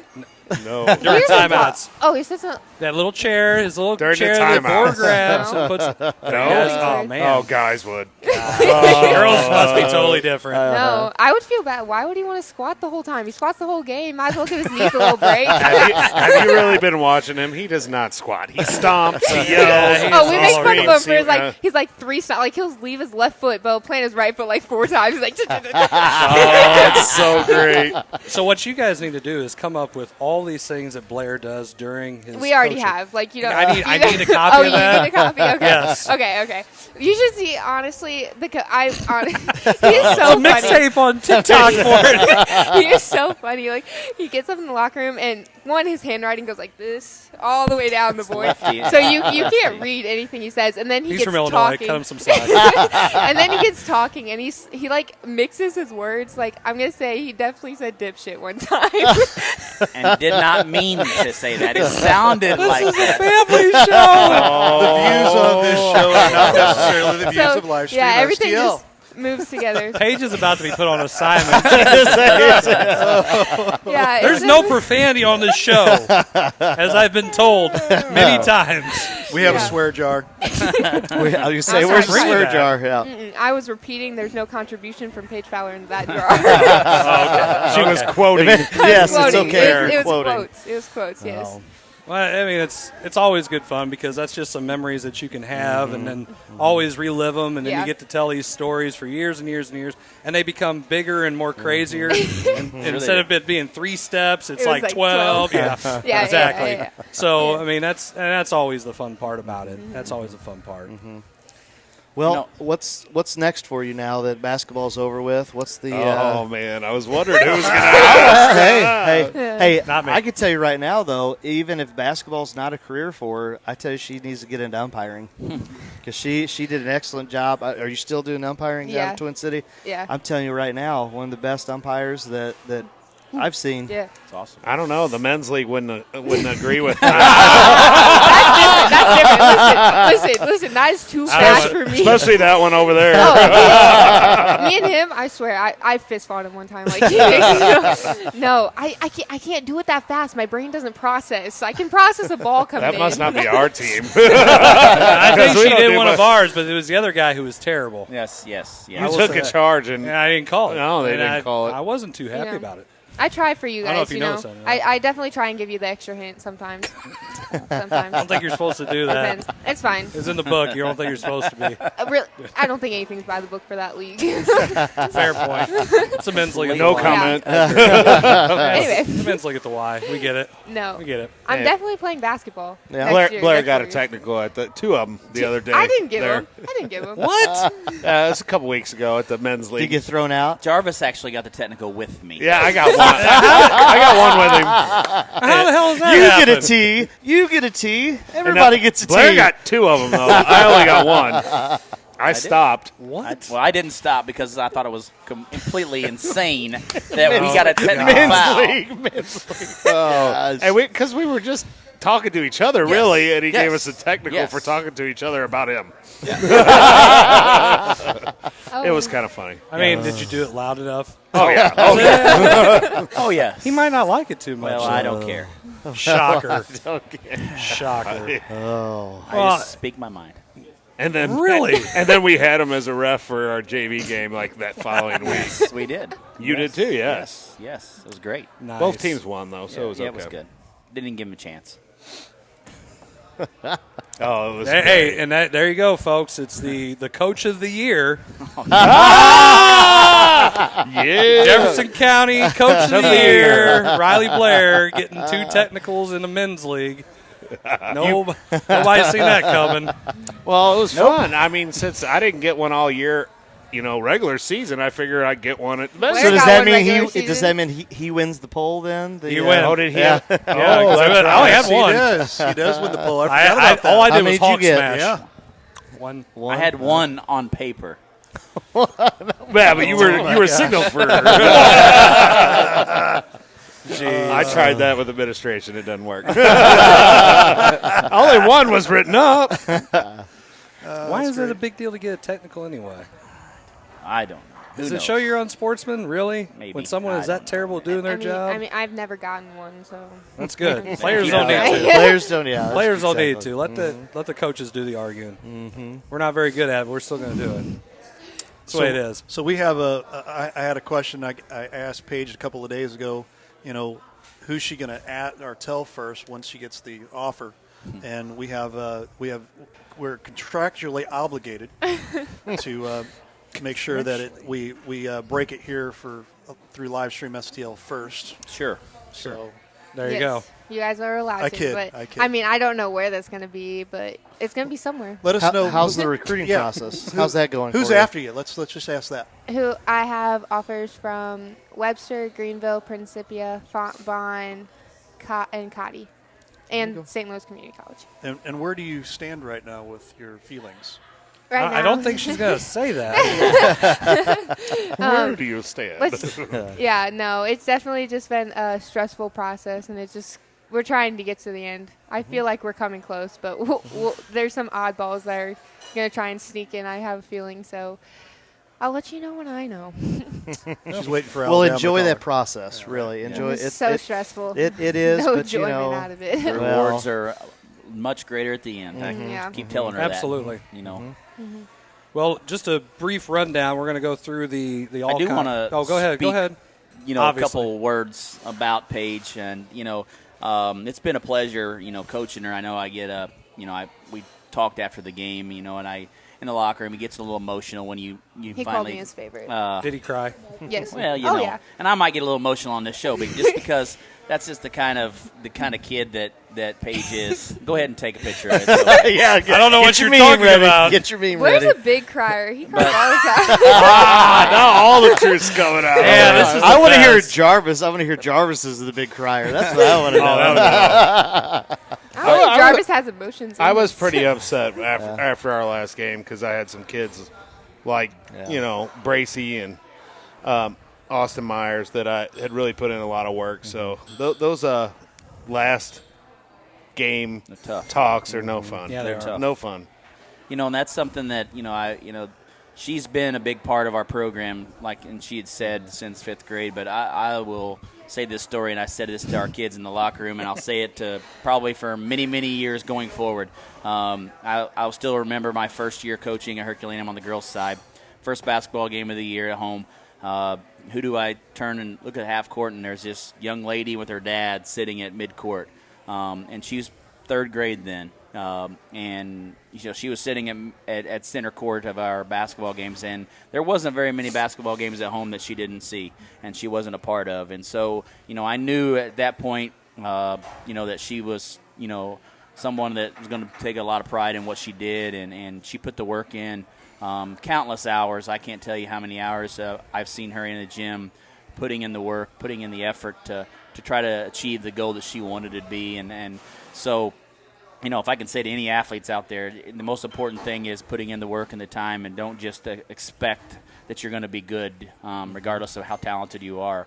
Paige is very talented, but I think the biggest thing about her talent is the hard work that she puts into that to make her talented. And so I think that's a big thing that she needs to take pride in, and a lot of athletes need to take pride in that. But the one of the most important things with her is her relationship, her and I's relationship has become stronger, just simply for the fact that she knows what I expect. I know what I know what's expected from her, and it's just that matter of understanding your athletes. And I think that a lot of coaches today, it's a struggle because so many kids have different personalities and different mindsets and vice versa. But when you get somebody like Paige that comes through your program, it's a very high thing and doesn't happen very often. But I'm very excited for her, and I'm looking forward to the opportunity to see where she goes and plays. And I know I've gone on a couple of college visits with her just to experience that with her and to kind of be there for her. And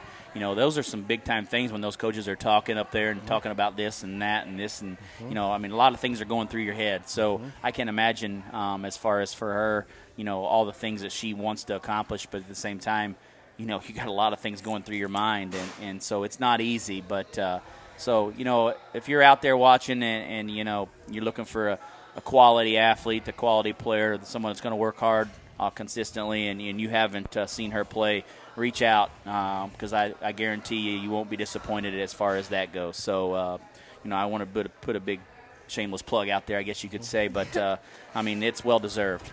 So I know most of you guys know her pretty well and have built a relationship with her as well. So I definitely would, if any of you kind of know anything out there, college coaches or whatever, I'd love for give her an opportunity. You never know what the opportunities are out there and who's watching. So just high praise for Paige. So I appreciate everything you've done for us, our program. So Thank you.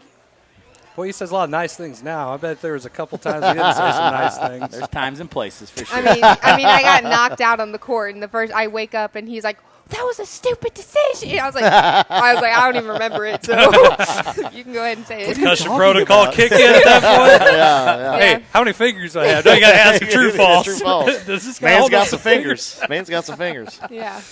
That's great. Sorry. Anyway, so all right, so we're going to have to kind of roll through here and talk about the rest of our all-conference honors with that throughout the conference. So obviously Paige is our player of the year, followed by A.J. Agers from St. Pius, Annabelle Wakeland from Grandview, Emily Weesey from Herculaneum, Annie Waits, Crystal City. Those round out your first team all-conference.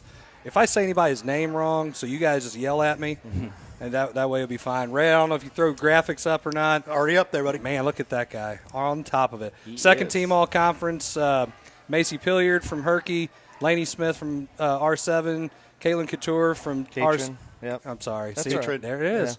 Yeah. They spelt it wrong here. Wow. Look at there. Riley Capozzo from St. Pius, Genevieve, is it Lippe or Lippy? Lippy, I believe. Lippy? I knew a kid whose name was Lippy, I guess. Anyway, St. Vincent, an honorable mention, Molly Clemens from Crystal, Mary Schwartz from St. Vincent, Colleen Flanagan from St. Pius, and Natalie Moore from Grandview. So pretty good list of athletes. I've got to watch a lot of these kids play, so I know that even getting any kind of recognition is well-deserved. So we're just happy to kind of put a little spotlight on that, and obviously Paige and Paige's career, because she is a friend of the show. Better call a lot better in the men's league if I play. Hey, and she's Hey, anytime you bring ice cream, that's right. You're a friend of the say show. Absolutely, You are a friend of the show. That bought you a lot of street cred. Allow you to come on this show so we can, Okay. All right. So just remember. When Zach loses tonight, there should be an ice cream cone sitting right here. Dairy Queen is right over there. Whoa. I don't get paid much from that men's league here. You get QT 50-cent ice cream cones. I don't know. I like the way you think. Give him the cheap ice cream when he loses. He doesn't deserve the good stuff. It's the same thing.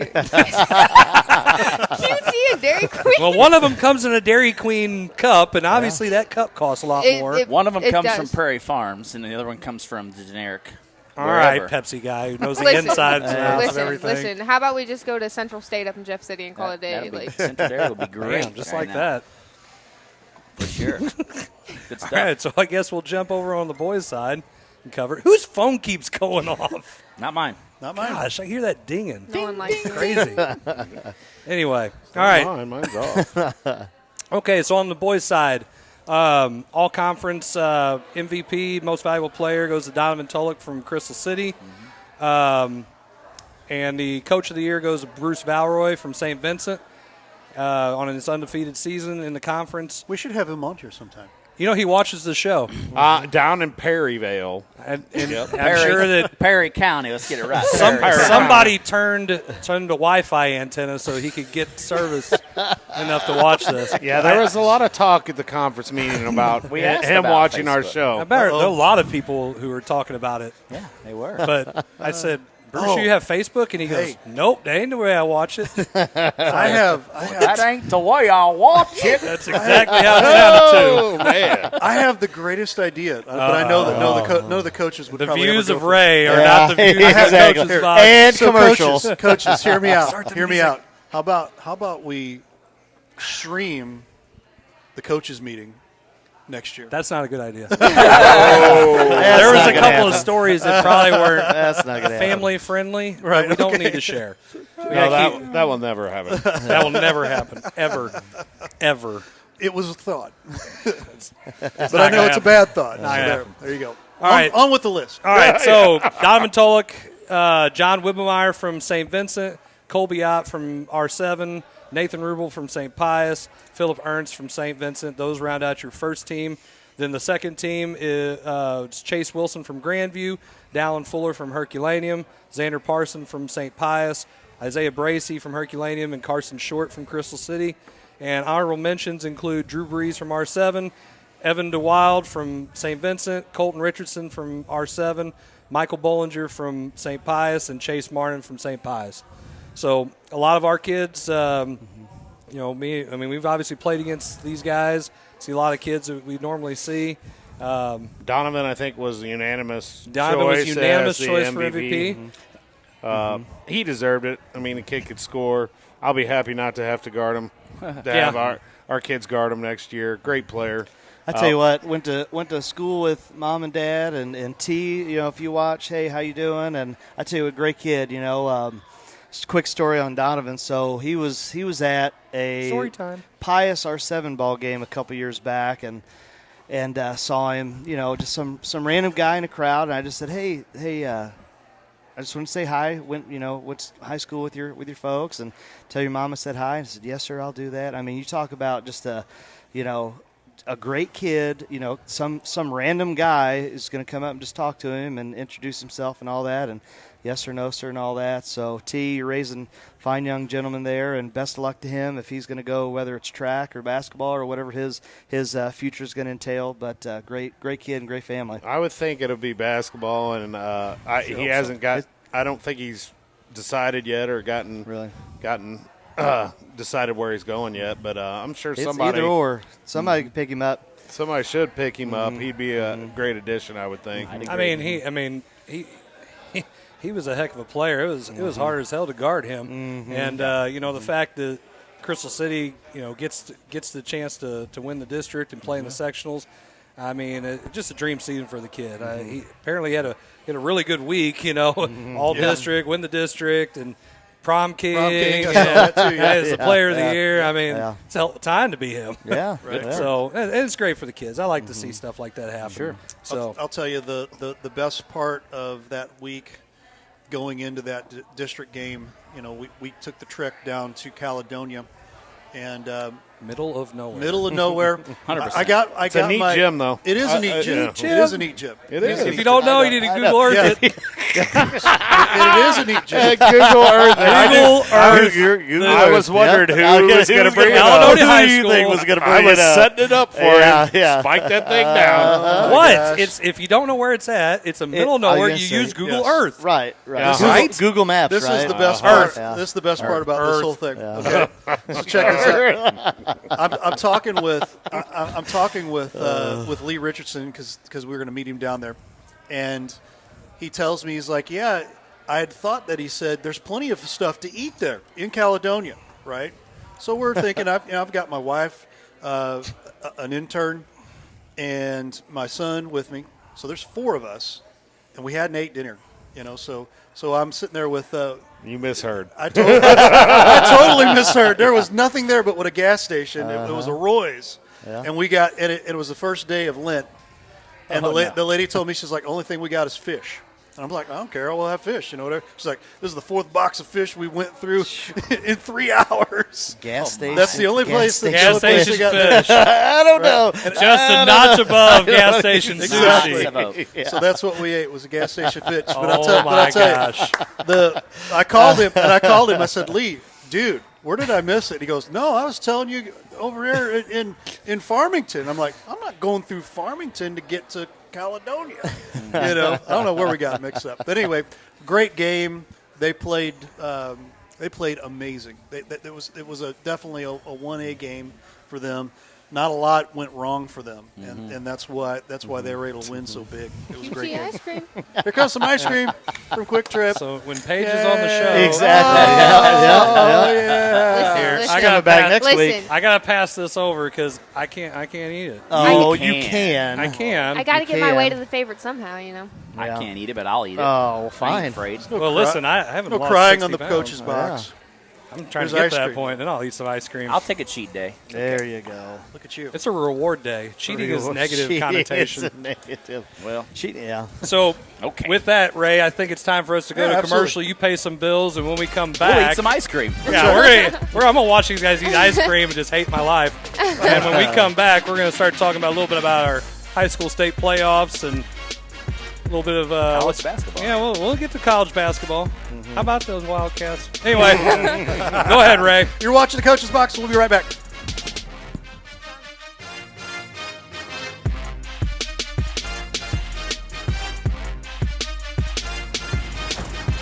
Tell us we can't, and we'll prove you wrong. Knock us down, and we'll get right back up.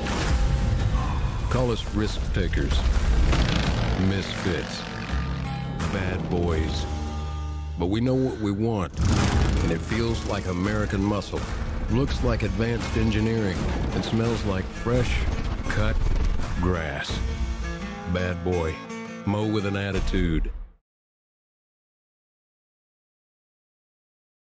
Jefferson College has affordable degree options for students of all ages. Plus, register before December 11th and you could win a $250 book scholarship or other great prizes. Jefferson College provides safe on-site and online options and many exciting career pathways like humanities, business, social science and public service, math, physics and technology, and science and health. Students who know, go Jeffco. Enroll now at jeffco.edu. Hi, I'm Lawrence Crotinger with Home by SMCI. Whether it's residential or commercial, we have the right products for you. Global Plasma Solutions will attack your bacteria, mold, viruses, even help dust in your house. They install easily, less than 45 minutes, and it's invaluable for the rest of your life. If you're interested in any of the products that we do offer, give us a call at 636-337-4444 or send us an email at service@homebysmci.com. Dr. Craig Rubel is an orthopedic surgeon and fellowship-trained sports medicine specialist who cares for all athletes of all ages, performing total joint replacements, knee and shoulder arthroscopies, and general orthopedic procedures such as fracture treatment and carpal tunnel releases. Visit rubelortho.com or call 636-933-7400. Tired of showering? Well, have we got a solution for you? We interrupt this commercial with good news from your good neighbor. State Farm has new lower car insurance rates, which means you can save more cash and get the service and convenience of a local State Farm agent. That's right, State Farm now has new lower auto rates with their same good neighbor service. It's the real deal for car insurance, folks. And now this. For lower auto rates in Jefferson County and the surrounding area, call me, Sandy Vest, at 636-464-9298. Hey, Ray Halbrook here with Livestream STL. We hope you're enjoying tonight's broadcast. Do us a huge favor. Check out our brand new website, livestreamstl.tkdssports.com. There you'll see plenty of information about your schools, articles about different games and whatnot.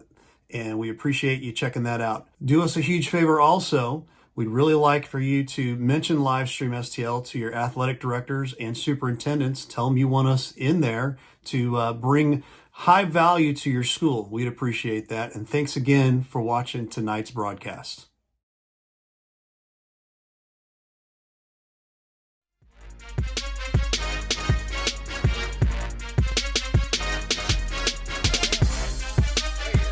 And we are back for round 2.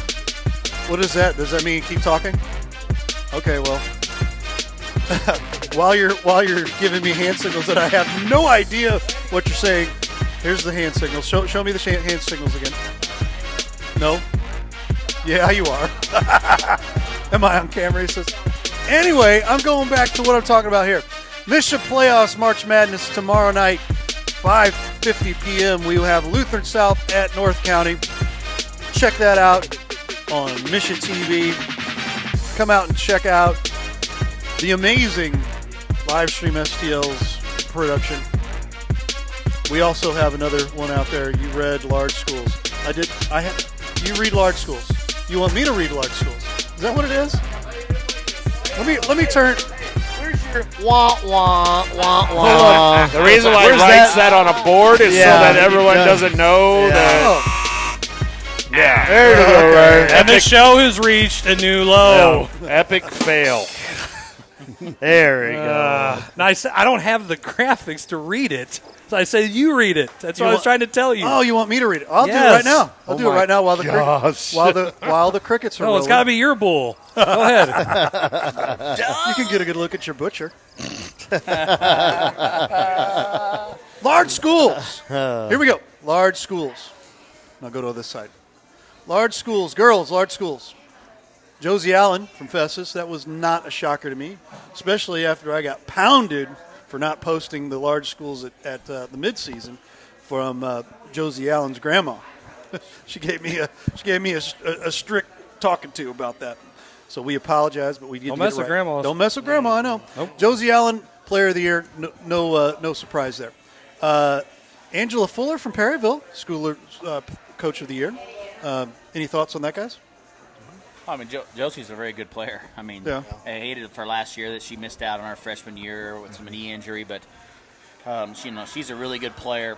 She makes a lot of things go for Festus, and she's going to have a great career there. She's someone that I think will do some pretty good things throughout her high school career, but now moving forward, even after that, I think that's the biggest thing about it. But my sound's off. I don't know why that ring came obviously through. not. Crazy. Hey, can you act like you're a Look at professional? that. This See is that? a professional show.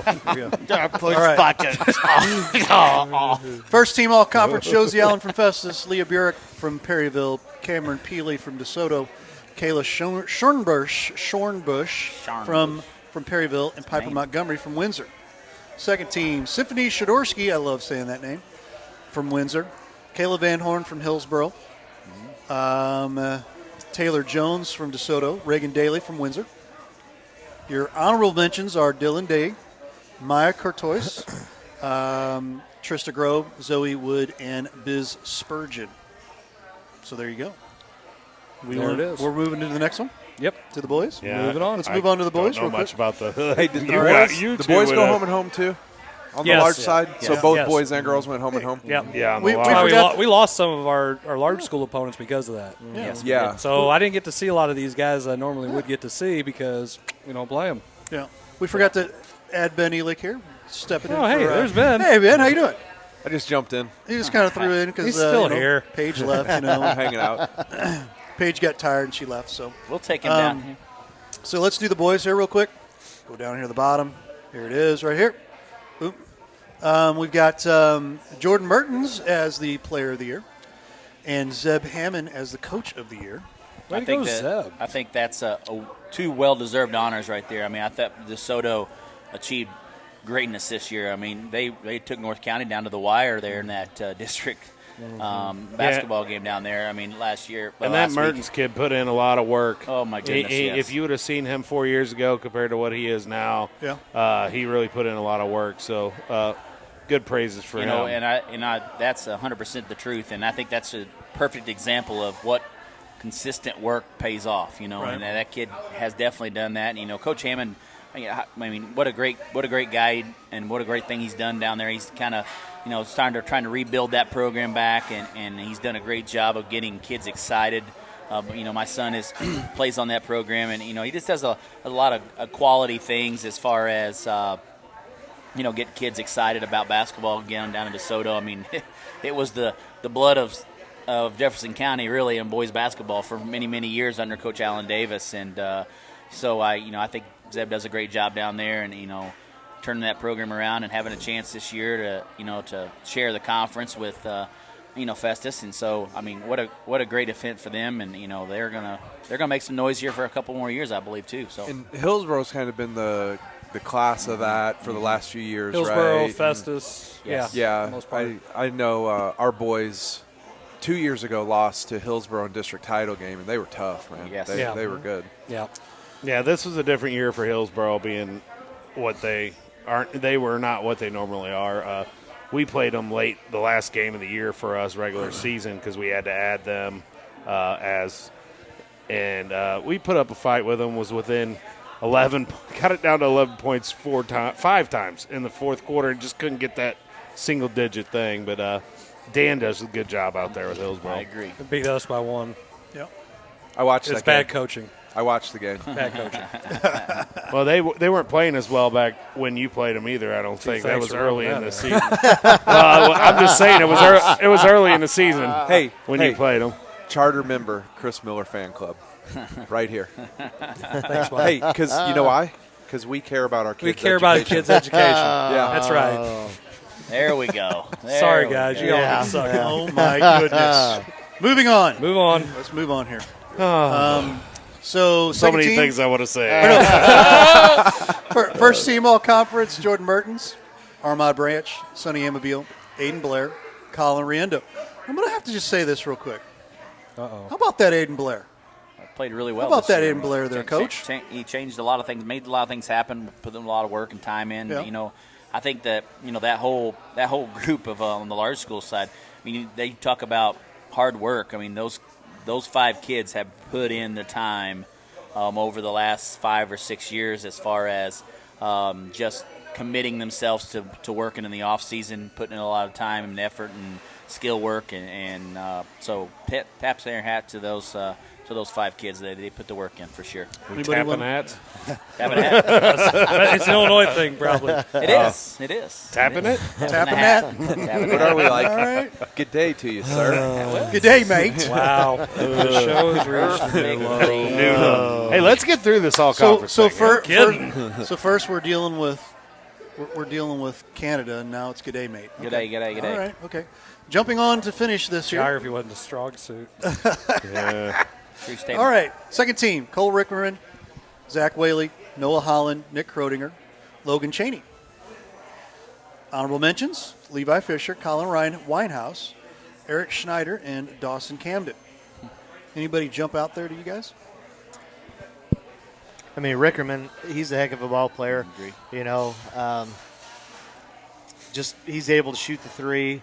I mean, obviously not knowing anything about that, you would have thought maybe, he would have been, because he was a stud last year. But I think the Branch kid came in for Festus, really helped them out, and so. But that's another good. I don't think Rickerman shot it as well this year as he had last year. I think the Whaley kid's another kid that put in a lot of time in the off season. He's one of those kids that does basketball year round and put in a lot of time. It doesn't surprise him and the Noah Holland kid, who's a sophomore over there at Hillsboro. My son, I don't know reason why I know him a little bit is because my son's played on some teams with him and stuff, and he's a basketball first kid too. And those are some kids that really put in some work. I agree. I mean, that's definitely that whole large school side. I think in the boys. I mean, they could have probably voted on that 5 times and got 5 different ones. Just because there was a lot of quality athletes on the boys side. A lot of parity this year in the large schools. There was. Very much I so. agree. I mean, there's a lot of talent. If you look at that small school and large school boys conference teams, you can make some good basketball teams out of those groups. So here's the question. If you played an all-star game with the large they school are. versus Never mind. small school, Oh, I would. Which group would win? Boys or girls? Well, let's start with boys. I would have to defer to the large school. I would say the large school. I would say the large school just simply for the fact that they're. What about on the girls' side? Shooters. Push. I think the girls would be a good matchup. I think it'd be a good matchup. I think it really would. I think small school might get them on the girls' side. Yeah. If there's anything that's good as far as you can relative, find out because there's going to be an all-star game Yeah. with the JCC versus that's a MAAA dig coming up deep one. here. Wait, seniors only, but yes. Seniors only. So, yeah, dig deep so and back when we Steph used to have Martinez. the JCA shootout, on the boys' side, I think only 3 times did a small school beat a large school. Mm-hmm. On the girls' side, it wasn't uncommon. Yeah. So if that gives you any idea, that would be my best guess is saying it'd be a close game. So Ray, it sounds like they need somebody to live stream the All-Star game. There you go. Stephon You Martinez. know what's funny about that is we actually contacted Stephon Martinez 2 years ago. And obviously this is pre-COVID, but we'd be definitely interested. I've done it for Dalen. We've done it for Dalen. Done the All-Star game a couple years ago. They didn't have it last year. Yeah, didn't have it last year, but somebody get a hold of Stephon Martinez. We'll come down and do it. Absolutely. I'm going to tell you right now, though, that JCC, they have it, hopefully. JCC, MAAA, I'm going to say, and anybody that's from down in that area, on the girls' side, I think that's probably the best senior class of girls that has come through the MAAA in a long time. I would agree with that statement. That is a loaded senior class. Totally agree with that statement. Yeah, so congratulations to all these people on all conference, and I think we need to move it on, man. Let's go. Let's talk about some state playoffs. Playoffs. Yeah. Yeah, the Final Four just started today. We got a couple of teams in Class 2 now. They're moving on. Yeah. Yeah. The Campbell Camels. Yeah. Playing for your Their mascot is the Camels. It is. Awesome. That would have been cool if it was the Soups. I mean, No. No.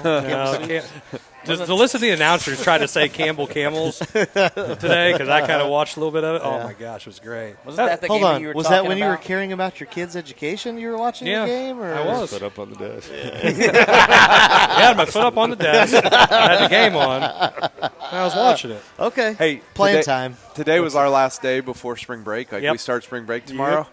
Accounting. I saw you play Monopoly, We dude. finished with the Monopoly simulation, man. That's right. Hey, learning how to like do your accounting for a business, real estate management, Deal. teaching them like real life applications. Bam. Greatest decision I made this year, probably. I can tell you were proud with that post. I saw that post today. I went, look at this guy playing Monopoly. Hey. They talk a lot of smack about us, and they complain about their stuff. They're just mad because we work smarter, not harder. Bingo. Oh, I didn't complain. I had a good day. I talked about World War II today. And Me too. yeah. Me too. In U.S. history, that was. But accounting was the end of the day. I was, the kids were a little more motivated when they got there versus. Dude, I teach a class called History of Sports. I mean, Yes, I'm isn't happy that with great? it. That's a fun It's class, it's a isn't it? great class. Watched Daryl and I Doc need the today. syllabus for that class. Yeah, this guy right here may have a heck of a syllabus for that class. Oh, he helped me out a lot, man. Hey, He gave me some cool Did you get that stuff. from DJ Dan? You made that? Look at you go. That's awesome. Yeah. He made some cool stuff because I've used some of it. Wait, he knows how to use technology? Yeah. Why the hell aren't you doing this stuff?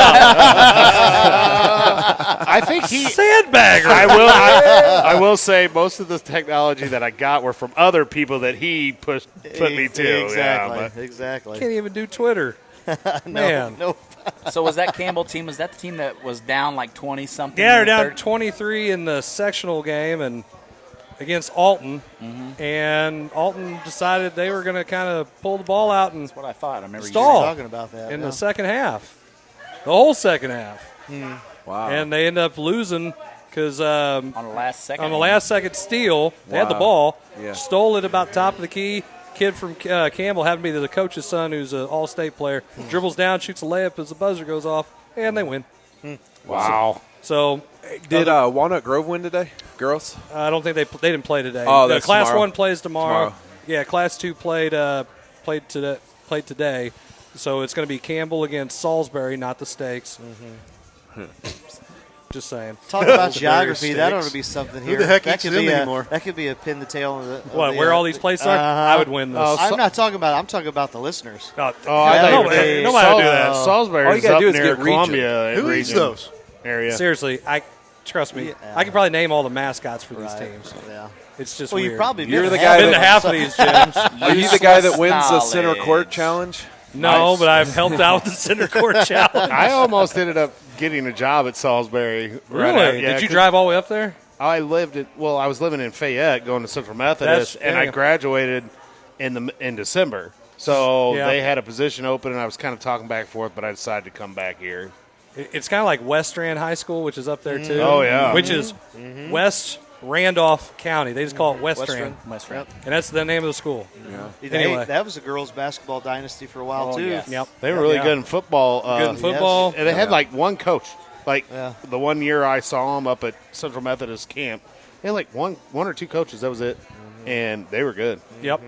Moving on to Class 2 girls, Final Four, Ellington beats Blue Eye.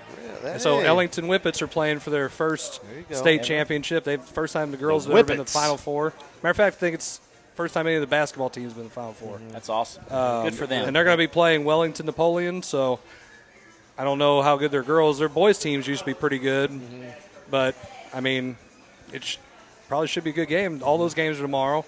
You can pay $15 and watch them on Mission TV. All weekend. Or you can watch or all hold of on, them. You could For go. $15. You Or could you go could to the go. game, pay $9, get escorted outside. Yes. Then pay another $9 to go see the next game. So what I'll do is and pay then get 15. escorted outside. And with to gas see the $3 next a game. gallon, Yeah. you can spend another. Okay, so Ben, you taught accounting. Does it make more sense for me to drive down there and watch it, or pay do the the $15? $15 on your TV. Or Bam. on There your, you go. There you go. You can cast that on your big screen, Yeah, man. which is $15 what for the I did. championship? What, today it's Hey, cool? do they have announcers for the? Yeah. Are they announcing? Yeah. Cool. That's It's looks not like they bad. had some nice graphics Yeah. on your Hey, video. they put the clock on there, Ray. I mean, it's all his teeth. Oh, man.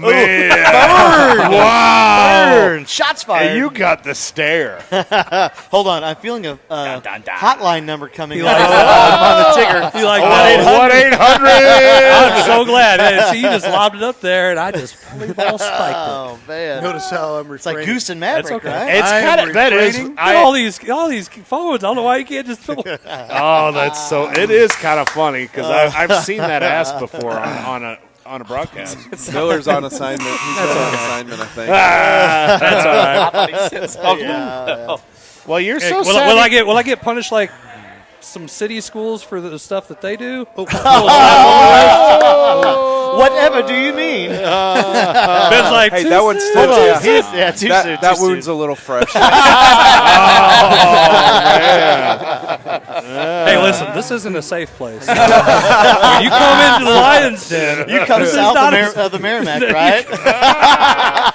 Yeah, he is. that smart virus. Yeah. It's not a safe place. Yes, apparently there are no limitations in North County tomorrow night. That is No, correct. there's not. No, there's not.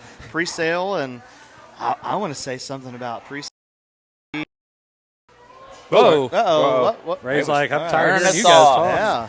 I Put think y'all that's on going the to be 700 for a second. Is it 700 a school. pre-sale? Pre-sale, Pre-sale. 700 a Pre-sale 700. How much is the capacity? Oh gosh. What'd they say, 2,000? At least 1,500, something yeah. like that. They're going to release Yeah. another 500 tickets. Yeah. Wow. And this Yeah. is for. This is for North County and Lutheran South Elite 8 game. Where's it at? We'll At be there. North County. We'll be It's there. at North County. at- Oh, that makes sense. Oh. Yeah. At North That County. makes sense. That's Yeah. Come on. You're way It's far not like going south. up north and playing. No. Going across the Merrimack. That's Yeah. that's different. Okay. That, You, so you being at North County, that game should be pretty good, I think. I think so. I think just knowing just a little bit about what we've heard, because I've got several of the boys in class, and hey, what do you think? What all that? And they said, well, they got some size. I think they've got like a couple kids that are 6'6", 6'7", 6'8". But I tell you, you've got a great tandem in Conkright and Keekek right now, and that's what you won in the playoffs. What a nice transfer that was, huh? Yeah, come from Ellington. Man, what a nice transfer North County got on both sides. Oh, yeah. Okay, gotcha. Both sides. But, Excellent. Let's talk about it. Yeah, thanks, Jarvis. You're welcome. That's right. No, but it's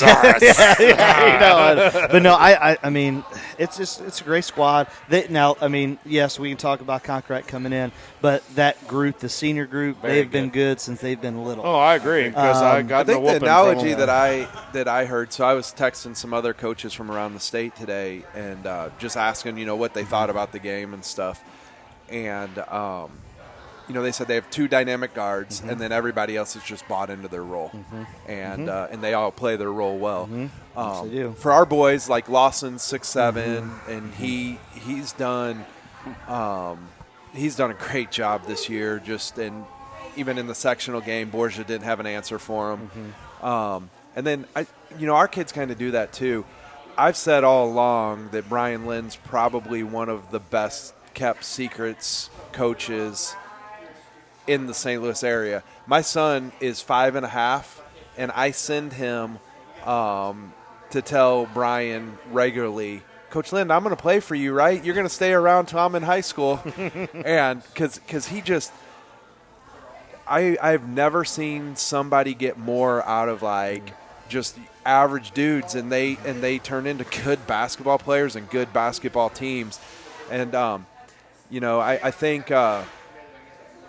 they're probably North County's probably similar to Vianney, who they played. And I mean, I think it's a toss. I mean, you flip a coin. Like the film I saw in North County and knowing our kids. It'll be interesting. It'll be the first time our boys have played in front of more than 100 people, and I'm sure they've been doing that for quite a while down south. Yeah. So. Really? Yeah. I didn't see a newspaper article about it. Well, once again, they would have to travel. They would have to travel past the Joachim, past the really several water sources they would have to cross. The virus can't make right turns, so going south on 67. I mean, it can come down 55, but it just can't make the right turn. It can stay on 61, right? That's great. That's great. Very good. Very good.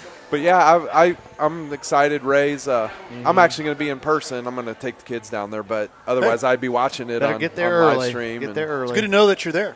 You're going to be there.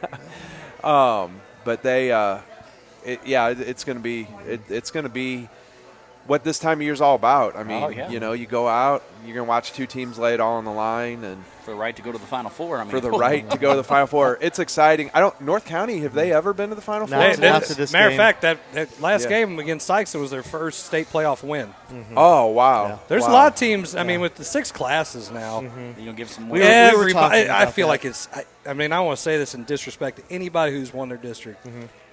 I feel like it's a little watered down because you obviously have more winners. Yeah. So that means that I think it shines a light. I hear you, but I think it shines a light on the fact that there are some really good programs that are within the same conference. So that's true. So we'll just use a Hillsborough, a JCC, and MAAA, right? So you're talking most years. You've got a Farmington, you've got a St. John, you've got a Central, you've got a North County, all within one district, right? And they're all really, really good teams, but only one's coming out of that district. Yeah. Well, now you get to see the chance of, with 5A and 4A, you get to see the different types of schools and having some success. I still wish they'd reconfigure some of it so that you don't have districts, all these different numbers in the districts and all this other. That's geography. Yeah, and that's, one of the things that I'm a proponent on is I think championship factor should go to everybody. Now, that's not. I was just going to ask that. That's not popular though with public school coaches. Correct, but here's my thought on this. Hear me out on this. All right, private schools can go unlimited, right? So if you're a Class 2 by enrollment and you win, you can go. Well, let's take Walnut Grove, right? That's how good. many on the girls' side? They've been at least 7 out of the last 10. Yeah, and they're okay. the other one, Skyline. I mean, what's Skyline been to? 13 out of 15 Final Fours or something. They're good, right? Why can't they they move up. So, but private schools, let's move them up unlimited, right? So you have a point factor and play them on and charter schools. Yes, anybody with non-traditional boundaries. Yes, correct. So I got the question Yeah. here because I'm the dummy here because I'm Yeah. going to ask the stupid question. Why did they put that in place? To get rid of the multiplier. So, to get rid of the multiplier, and So it's only for private schools. Yes. it's only for private schools, Not charter. Yeah. Okay. No, Correct. charter are on that now. Are but they like, on it now? But like your magnet schools aren't on it. Oh, well then that, or- yeah. Yeah, Hey, charters are part of it. Well, this is going to be so- a time for another episode. We kind of talked about this, but with that bill that's going through the state, Yeah. that's it's going to be the Wild West. Is that not going to be a passes. free for all? Yeah. Oh yeah. I don't think we it'll can talk. pass. We can talk about So, that so, later. 'cause so, that's so to another- tell you about So- Walnut Grove, last Yeah. 10 years, Yeah. they've been to the Final Four 8 times. Yeah. Wow. Yeah. So why They're good. why can't they go up and see what they can do? Yeah. Right. Agree. Why not? So, and I will also say this. So two things here, real quick. Public schools, so private schools, we keep it as a 6-year span. What have you done last 6 years? So public schools, you go 4 years. So then you're not. So if you get a good group that goes through, those fall off pretty quick, and they can only go 2. So your public schools can go 2, your private schools go unlimited. Public schools are 4, private schools are 6. It's still imbalanced for the private schools, which are fine. But I'll say this, in my career, now this is 19 years, 3 years with boys, and then, the last 16 years on the girls' side, some of the most blatant rule breakers have been public schools. Yeah. And you even look at stuff out. You even look now. You go like I love going to Springfield during the summer for summer basketball, and I've sat in hospitality rooms with guys, and they look at me and they point and they go, "Man, you guys in St. Louis are awful. All the problems in the state are because of you." And they're and it's like so they hate me because I'm from St. Louis, and then you throw in that I'm a St. Louis private school. Oh man, I am awful. Yes. Right, but they will shake your hand while they're kicking you while you're down. So, and they give me good barbecue in the that's hospitality okay. room. So They're really good at finding mailboxes. About finding mailboxes? Finding Yeah. mailboxes. I thought you said fighting yeah. at I did first. too, yeah. Finding mailboxes. No houses on the lots is what you're trying to say. I'm just saying mailboxes. Yeah. So You can take that however you want. Yeah. and Put it wherever I you saw want. this, and I'll ask since it's the two private guys here. I saw this on a post where they were talking about classifications, and do you like the 6 classes? Do you not? Somebody had made a comment. They said, "Well, what do you think about having 4 public classifications and then 2 private, a small and a big private?" So it won't happen, and here's why. I had this explained to me. One is, as much as the public schools, the private schools really fund MSHA because the private schools offer a lot more sports than the public schools offer. Yes. Okay. Consistently, right? And the private schools have said, if you put us in our own class, there's no reason for us to be part of MSHA. Okay. That we would leave MSHA. And completely. do what? And do what? Start their own organization. And then Okay. MSHA would fold because of the money that comes in from the private schools.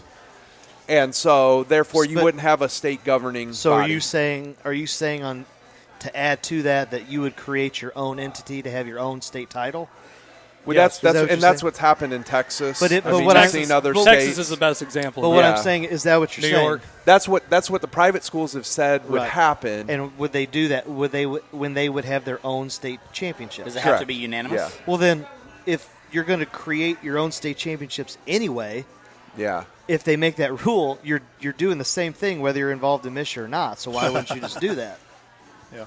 You Dusty understand what I'm saying? Weiskopf's up here. He says, must be nice to have a 30-mile radius. Well, You look at don't how big understand what I'm his school saying? district is. You don't understand. I don't understand what you're saying. You're telling me so what I'm yeah. misunderstanding here. You're saying if they went to that, all the private schools are going to say buy MSHA. Yes. And then you're going to start your own organization and you're going to have Correct. your own state championship. That's exactly what MSHA's proposing, or not MSHA, but that's exactly what a proposal would be. So if MSHA went to the 4 and 2, He's saying that it'd be governed by MSHA. You'd have your own state championship as a private school. Yeah. right, Yeah. you would be in essence doing. Why that would you anyway. pay MSHA money to do that when you do it on your own? Yeah. Piss on them. That's exactly what they're going to say. Yeah, Your yeah. catastrophic insurance, maybe we go get it cheaper. Or we got to fund you guys up there. That's what they're going to say. Yeah, Okay. yeah. I mean, really. Yeah. I mean, But why? you're doing it anyway, is what I'm saying. Well, if you Correct. do that, But you're being forced to do it. Right. And here's the but other what if thing. they said, then open it up? open what? There is no 30-mile radius. Well, Open and it up. that's here's not the- the that's other. not the Here's biggest the other thing. thing that's No. going to happen. If you did that, the private schools would take the rules off, and it would be open season. Right, that's what I'm saying. Why not So, do that? But the Have public your own schools, classifications, but the, and that's but the it. public schools don't want that. If the private schools say we're forming our own organization, you can go after any kid you want. Right. All right. If let's say Herky, if he gets your best player, Right. That's going to happen. What repercussions do you Almost. get? There is. And It's going to happen if that and bill goes through. He's gonna be able to do it Right. with no limitations because there's going to be no undue influence because we're our own organization and Hence the public why, schools. in my opinion, go have your own state title. Then it means. Yeah. You But know what I mean? that's what we're saying. You're Yeah. you're going to end up with the public schools are going to get picked apart if that happens. Kevin Holly's got a post here. The new organization would create their own rules, not follow Mish's. Exactly. That was my point. And there wouldn't be any undue influence. But then you're still picking the kids because you're not a part of Misha. That's what I'm saying. You're still Yeah. going to pick those kids. Yeah. Because But, like, there's no law, there's no enforcement of, well, you can't recruit kids now. Well, you're not a part of Misha, so who says you can't? That's what I'm saying. You guys are. It's just a circular argument. Yeah. You're literally doing the exact same thing that you know So, that like, I'm for bringing us- up. so, like, it's for just us, you either have a Misha banner or you don't. So athletically for us, like I tell people all the time, we're like the most public private school there is. Mhm. Like something like 80 or 90% of our kids come out of our 7 Lutheran feeder schools, and those kids have never stepped foot in a public school since they've been in kindergarten. Mhm. I mean, my kid's one of them. He's going to kindergarten, and he'll go through CCLS, and so like, am I actually taking that kid from you if he was never in your district to begin with? No. School Yeah, district but it would think isn't. so. They're not all like yours. Right. They're not like not that. all No. private schools. I agree with you. You Not could all private go schools. to other private schools and ask, and But my thought is, and this is just my opinion, I could care less if you said we're gonna separate and say privates, you can do your own thing, you can have your own state championship. If you want to open it up, it's a Wild West. And everybody, public, private, have as many contact days as you want, but you're not going to play the public schools. Conference, no conference. Unless a public school wants to play you, they don't have to. Well, that wouldn't happen because then you wouldn't be affiliated. Like the privates wouldn't give No. Misha any money at all. Why? That would- Why? that would We be- just play all the other schools that are private and don't Yeah. play. They're not affiliate. Yeah, they don't it play is- Misha schools. They play in their own league. Yeah. You would just join with them. That Right. would recoup your numbers from leaving Misha. You'd form your own league And and be let done. me- Be a lot more travel for private schools like Valley, St. Vincent, Right. Pius. Yeah. You'd be. But it's give and take. But if you're saying then, great, I can cherry pick and I can go anywhere I want to recruit any type of kid. Hey, I need a 6'6", 300-pound lineman, and I hear there's one in so and so's district. I'm gonna go recruit. Why? I mean, You don't think that stuff happens right now, or what? Well, of course, yeah. I mean, seriously, wait. It's not a private thing. It's not a private school thing. right. And I don't care who's watching. I don't care who's listening. I was in public school and was there for 14 years. Don't act like this crap doesn't happen over on that side of it, and it's all the privates, and it's all your fault. So those guys, if it had been me, I'd told them where to stick it because that's just absolutely crazy. And I mean, I've seen this part of it. I got to watch what I say to a kid who's shadowing, and they might be a band kid. But if I say the wrong thing, oh my gosh, it's undue influence. But I know for a fact that there's other public schools who go and cherry pick somebody who doesn't even live in their damn district, and they'll get those guys, and they'll live somewhere else, and it's okay. It's okay, but it's you guys who are doing it. Yeah. And I'm telling you right now, and it doesn't mean I said the same thing before I even started working at Pius. That's the part that's messing it up for everybody. So let me ask you this. So once you deal with the private schools that are picking kids off, right? There may or may not be a school that I played last night that had 5 kids that, as of August, were not enrolled in that school. right? And what was the common? All right, so and You I okay said over this there, Chris? earlier. I'm good. Here, you need some. I said this earlier. Sweet nectar. I've got a kid who legitly transferred for non-athletic reasons. It was the best thing for that kid to transfer, right? And she's penalized. She has to sit for 365 days. She doesn't get to play varsity. Okay? But then you go look, and what is the common theme? Well, all 5 of these kids played for this coach during the summer, right? They have a connection. I had no connection to this kid. I didn't know anything about her. I had to go watch film on her the day that I got a phone call from our admissions people that this kid had applied, right? So these 5 kids all have connections to this coach, right? Their school was potentially not going to have basketball, so they found a way to go. So how is that anything but athletic? How is that, no matter if I'm taking care of grandma or I am, whatever the reason. And, it's a perfect storm. It's virtual, and I'm of the feeling, and I said this to my athletic director, I have a feeling, I'm of the feeling that next year, if anybody's virtual, they shouldn't be eligible for athletics, right? And he said, well, we've already opened Pandora's box. But that was part of what led to these kids making it easy for them to end up there, right? The Hazelwood Central coach, her kid who leaves every day after school, drives, the kid lives like 3 houses down the street from Hazelwood Central, and watches her go out of her house, get in her car to go to practice at this other school, right? But because she can attend virtual, she doesn't have to, That's right. So, there's a lot of issues. Like I said, I've seen, I saw another school at the public school conference that I was in when I was a public school coach. They went to a Final Four, 10 kids on their rosters, 8 of them did not live in the district. There's another big-time public school that drew a line in the sand that said, we're not going to play private schools. Meanwhile, they benefited from going to Final Fours with kids that didn't live in their district, right? So, so my question is, once you get rid of us, what do you do about those schools? I don't. And that's part of that House bill that's going through with the open enrollment. Yeah. That whether it's public education or whether it's MSHA, that they're wanting to, hey, call your congressman and talk to him about it. But well, guys, we're going to have to probably table that one because that's good job, Zach. You opened up Pandora's box. Sorry. Gosh, me and him we're gonna fight that. It's like you just poked the bear on purpose. Like, hey, look at here, we just did it. We didn't care, just did it. Hey, and I look. Here, it's a agenda we got to give the people what they want. The agenda we planned for, and everybody's like, let's get the agenda going. And it's like, oh, hey, look at this. It's like I'm just gonna I kept looking. I think this isn't on the agenda. It's not on the list. Way to go, Zach. Are you saying we're off the rails? Yes, and it wasn't me, Chris, or Blair that did it. Hey, and the last thing I'll say about this, timer expires.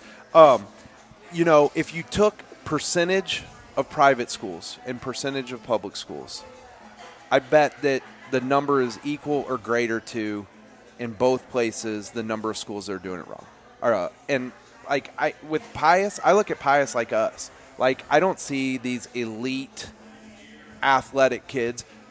I see them as, they get kids that want to come to school there, and the coaches generally work with them.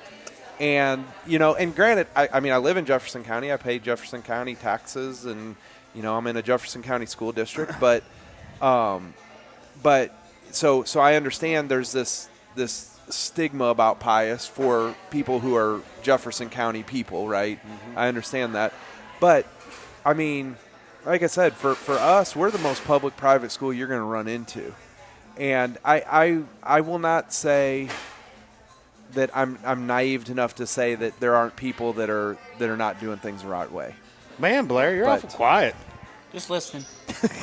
He hasn't made one thing, not one comment over there on his I have a great watch. comment here. Kevin Holly, great discussion. It's like McVay insulted the flex offense. Hey,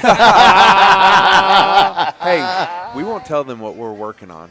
When they see something other than flex from you next year. Oh, yeah. Carolina. Is it East Carolina? North Carolina, South Carolina. You'll see. Change everything now. Change it. You can throw you guys the scouting reports out the window. Both Carolinas. Oh yeah. Either way. I mean, I love this discussion. I think the world of you guys, too. You know, as coaches, what you guys do. I have public school roots. I taught 11 years. I coached 8 years in public school. So I definitely see. I was one of those guys that my kids were never going to go to a private school. I mean, I grew up in public school. And for me, now that I have kids, you know, the faith aspect is really important for me, right? So I want, you know, I'm going to have to send my kids out into the world to defend their faith early enough. So for me, that I don't want to send them somewhere for 8 to 10 hours a day that's going to potentially be teaching them something that's in direct conflict with what I'm teaching in my home. So that for me, but I know there's great guys like you that would be there if I did have to do that. And man, it's a great discussion. I like the fact that we can have very, you know, educated discussion, and, you know, not try to cancel each other. What you're trying to say is you make us look a lot smarter than we really are. That's what you're trying to say. Well, I know Miller was over there worried about being molested by a skunk. So, well, if he was calling Jarvis Mr. Potato Pepe Head Le or Pew. something, I don't know. Oh, that's true. I'll tell you right now, anytime that something like this happens, they put those news articles out on Facebook. The comments that come after that people take pictures of, the internet always wins. I just want you guys to know the internet always wins. Yeah. I giggle. My wife. Oh my gosh. She's like, "What are you laughing?" I'm like, "It's comments. The internet always wins." That's my comment. You know. So Kevin Holly's going to call Coastal Carolina. Coastal. Hey, there's another one. Coastal Carolina. That's what he put. Coastal. Ron Rhodes. Coach Ron Rhodes. Flex is there awesome. you go. He said. Hope he's doing well. How about the 1-2-2 defense? I think he called. I think he knows a little bit about that. I think Coach Rhodes called Flex old man, if I remember right. Was that what that it was a man? No, that was no. Was that something else? That was something else. That was a hip handoff from the post. Old man and old man 2. Yeah. Man, look at you go. Yeah. Sideline All right, break. hey, we got to move on to some stuff. Yeah, okay? that sideline break's another one. Yeah. Yeah. Good. Hey, way to go, Zach. I know my commercials promised Cardinals, Matt Carpenter. All right, stuff. so let's talk about the Cardinals real quick. All I know is, Matt. all I know is we're doing. If he goes 0-16, we're doing the Bull Durham. I'm in a donut hole for tomorrow. 0-16. Yeah. Pitchers are hitting for the first time in the spring. Oh, geez. Adam Wainwright's on the mound. Oh, well, he's a good hitter. Who has more hits, Matt Carpenter or Adam Wainwright? Wainwright. Wainwright. If I'm going to bet him, man, I'm going to put it on Wainwright. I mean, I just can't. Why are I'm a numbers guy. I'm a stat guy. I know the money factor, but gosh dang it. Quit trying to play him. But, listen, you heard Mo the other day. He was asked this question. Why is he getting so many at-bats? He's going to get asked this question a lot. Well, he said, "Hey guys, it's only week 2 of games. You know, be patient. That was the theme. Be patient. Be patient. We've been patient for how many years now? I'm just repeating what the I man know what said. the bow But he tie said, but he said, say. hey, if this is what's happening come the end of spring training, then obviously discussions will have to." You know who's having a pretty good spring is Lane Thomas. Yeah. I'd like to see him and they're not talking about him being in the mix. So they've decided who the 3 outfielders are. Justin Williams. Justin Williams hits a home run. I think. I mean, he's a left-hand hitter. Yeah. I mean, Carpenter's a left-hand hitter. Just saying. Who would too many outfielders to take though? Too many to keep. Well, I mean, I want to bat off the bench if I got to go double switch. I understand that. Here's what I'm more worried about. I'm more worried about the starting 5. I'm worried about the rotation. See, I'm not here, and it's funny. All right, so check this out. Man, just put Reyes out there. I'm so they're sick not. of it. No, they're not. They want him. 100. They want him next year. They see him stepping in, and they want to build his innings. He's 6'7" guy. He's 5'6", 6'7". That's it. But Johan Oviedo. Yeah. I mean, John Gant's actually having a really good spring too. He has though, but he's the type of guy that goes in, and that's why that's the thing. That's the thing. He's too good at what he does. They want him to piggyback, but you know what? They need a ground ball pitcher. Yeah, but in the bullpen, you can put Reyes in Gant's spot. You won't get the ground balls per se. Yeah. But it's somewhere he come in, he's going to pitch got 2 or swing 3. and miss. He's got swing and miss Swing and stuff. miss. Hey, Gant can be a starter and get 5. And you're getting Hicks back. You got Genesis Cabrera back there. You got Helsley back there. You got What is it the Parsons kid? The guy Yeah, from who's having middle a big of nowhere. spring. I mean, I was Adrian. listening. Yeah. And they said that guy only walked seven people in high school. Yeah. Wow. And then he only walked, or in college, excuse me. In college, he only walked 7 in 4 years. That's even more Well, impressive. and the other, and then he 11-0, goes, 1 point something. and then he had in 190 innings in each level of the minors, four levels. The year before last, he only walked 20. See, this is something that I have confidence in the Cardinals being able to do, and that's develop pitching. Yeah, pitching. Yeah, Because Cody Whitley in the bullpen too. I mean, But that we're all talking Junior bullpen. Fernandez. We're all talking bullpen. We're Yeah, not but talking- wait, if you you don't can have move to. Gant, if you move Gant, that's what I'm saying. You move Gant in. I think he's too much. He's too much of a You foundational can start guy. Gant, and you can piggyback all these guys. Woodford for the first Woodford month. pitched well last do year. that the whole year. Woodford pitched well. I mean, I think you're going to be all right. Woodford, yeah. Nice start, Reyes. They're stupid. Let me have the controls for a minute. Deering I think I'll just start. popped in. He says Gant stepping in for Michaelis. Yeah, There and you go. Gant's the type of guy, and the Cardinals have had this guy. Think about this. They've come out of nowhere. They've taken some type of position, and they've embraced it and run with it, right? Gant could be that guy in the rotation this year. Well, he's done that already in the bullpen. Right. Yeah. But And you guys are going to think I'm crazy with this, but I think that Martinez is going to have a good year. Carlos. I Yeah. think He wants money. Because he It's wants a money. This is his contract, contract it's- year. yeah. You watch. He'll be minding his P's and Q's for the most part. He'll have different color hair probably, but he'll be fine. And I think what the Cardinals have done, because they were talking about what they could do. What the Cardinals have done that a lot of teams haven't is they've left themselves flexibility, both in the assets of trade chips, right? Prospects. That's a commodity in baseball, and in monetary flexibility. So if they're struggling and they're there and there's somebody to be had, they can go get that person.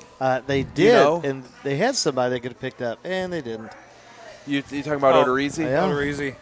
Yeah. The pride of Highland, Illinois. But is he Illinois better guy. than? And I heard Greg Amsinger said on ESPN this morning that that he thinks 10 years from now that the Cardinals will have won the Randy Arozarena trade. He thinks that Matthew Liberatore is that good that he's going to be that he could potentially be better than what Wainwright was. Well, in his they were career talking prime. about Liberatore as being a possibility. He's not even on the 40 Well, man. I know, Yeah. but I mean, Zach people are like, Thompson. why Zach couldn't we? Thompson. I mean, we have elite pitching. And I think what they want to do with Thompson and Liberatore is they kind of probably have an idea that Flaherty's walking when he's done. Oh, yeah. So if you hold those guys off another year, then you've got this top You got end control. guys. And Well, I think we got the best third baseman in the league in Matt Carpenter.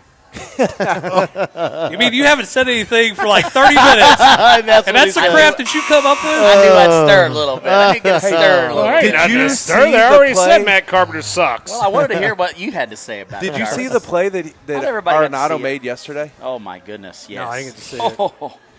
I mean, Oh. he's just unreal. Oh. I mean, and they said the Cardinals might have the at least top 3, but they might have the best defense in the National League.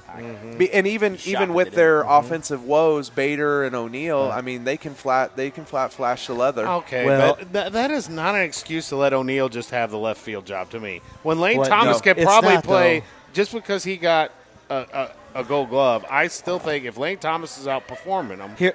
They were talking about this on the radios. We were coming in tonight. They're talking about how analytics is ruining the fandom of baseball. Yeah. So, and they had Theo Epstein, and they were talking about how, hey, he was the guy that one of the major guys that broke it into the league and pushed for it and won.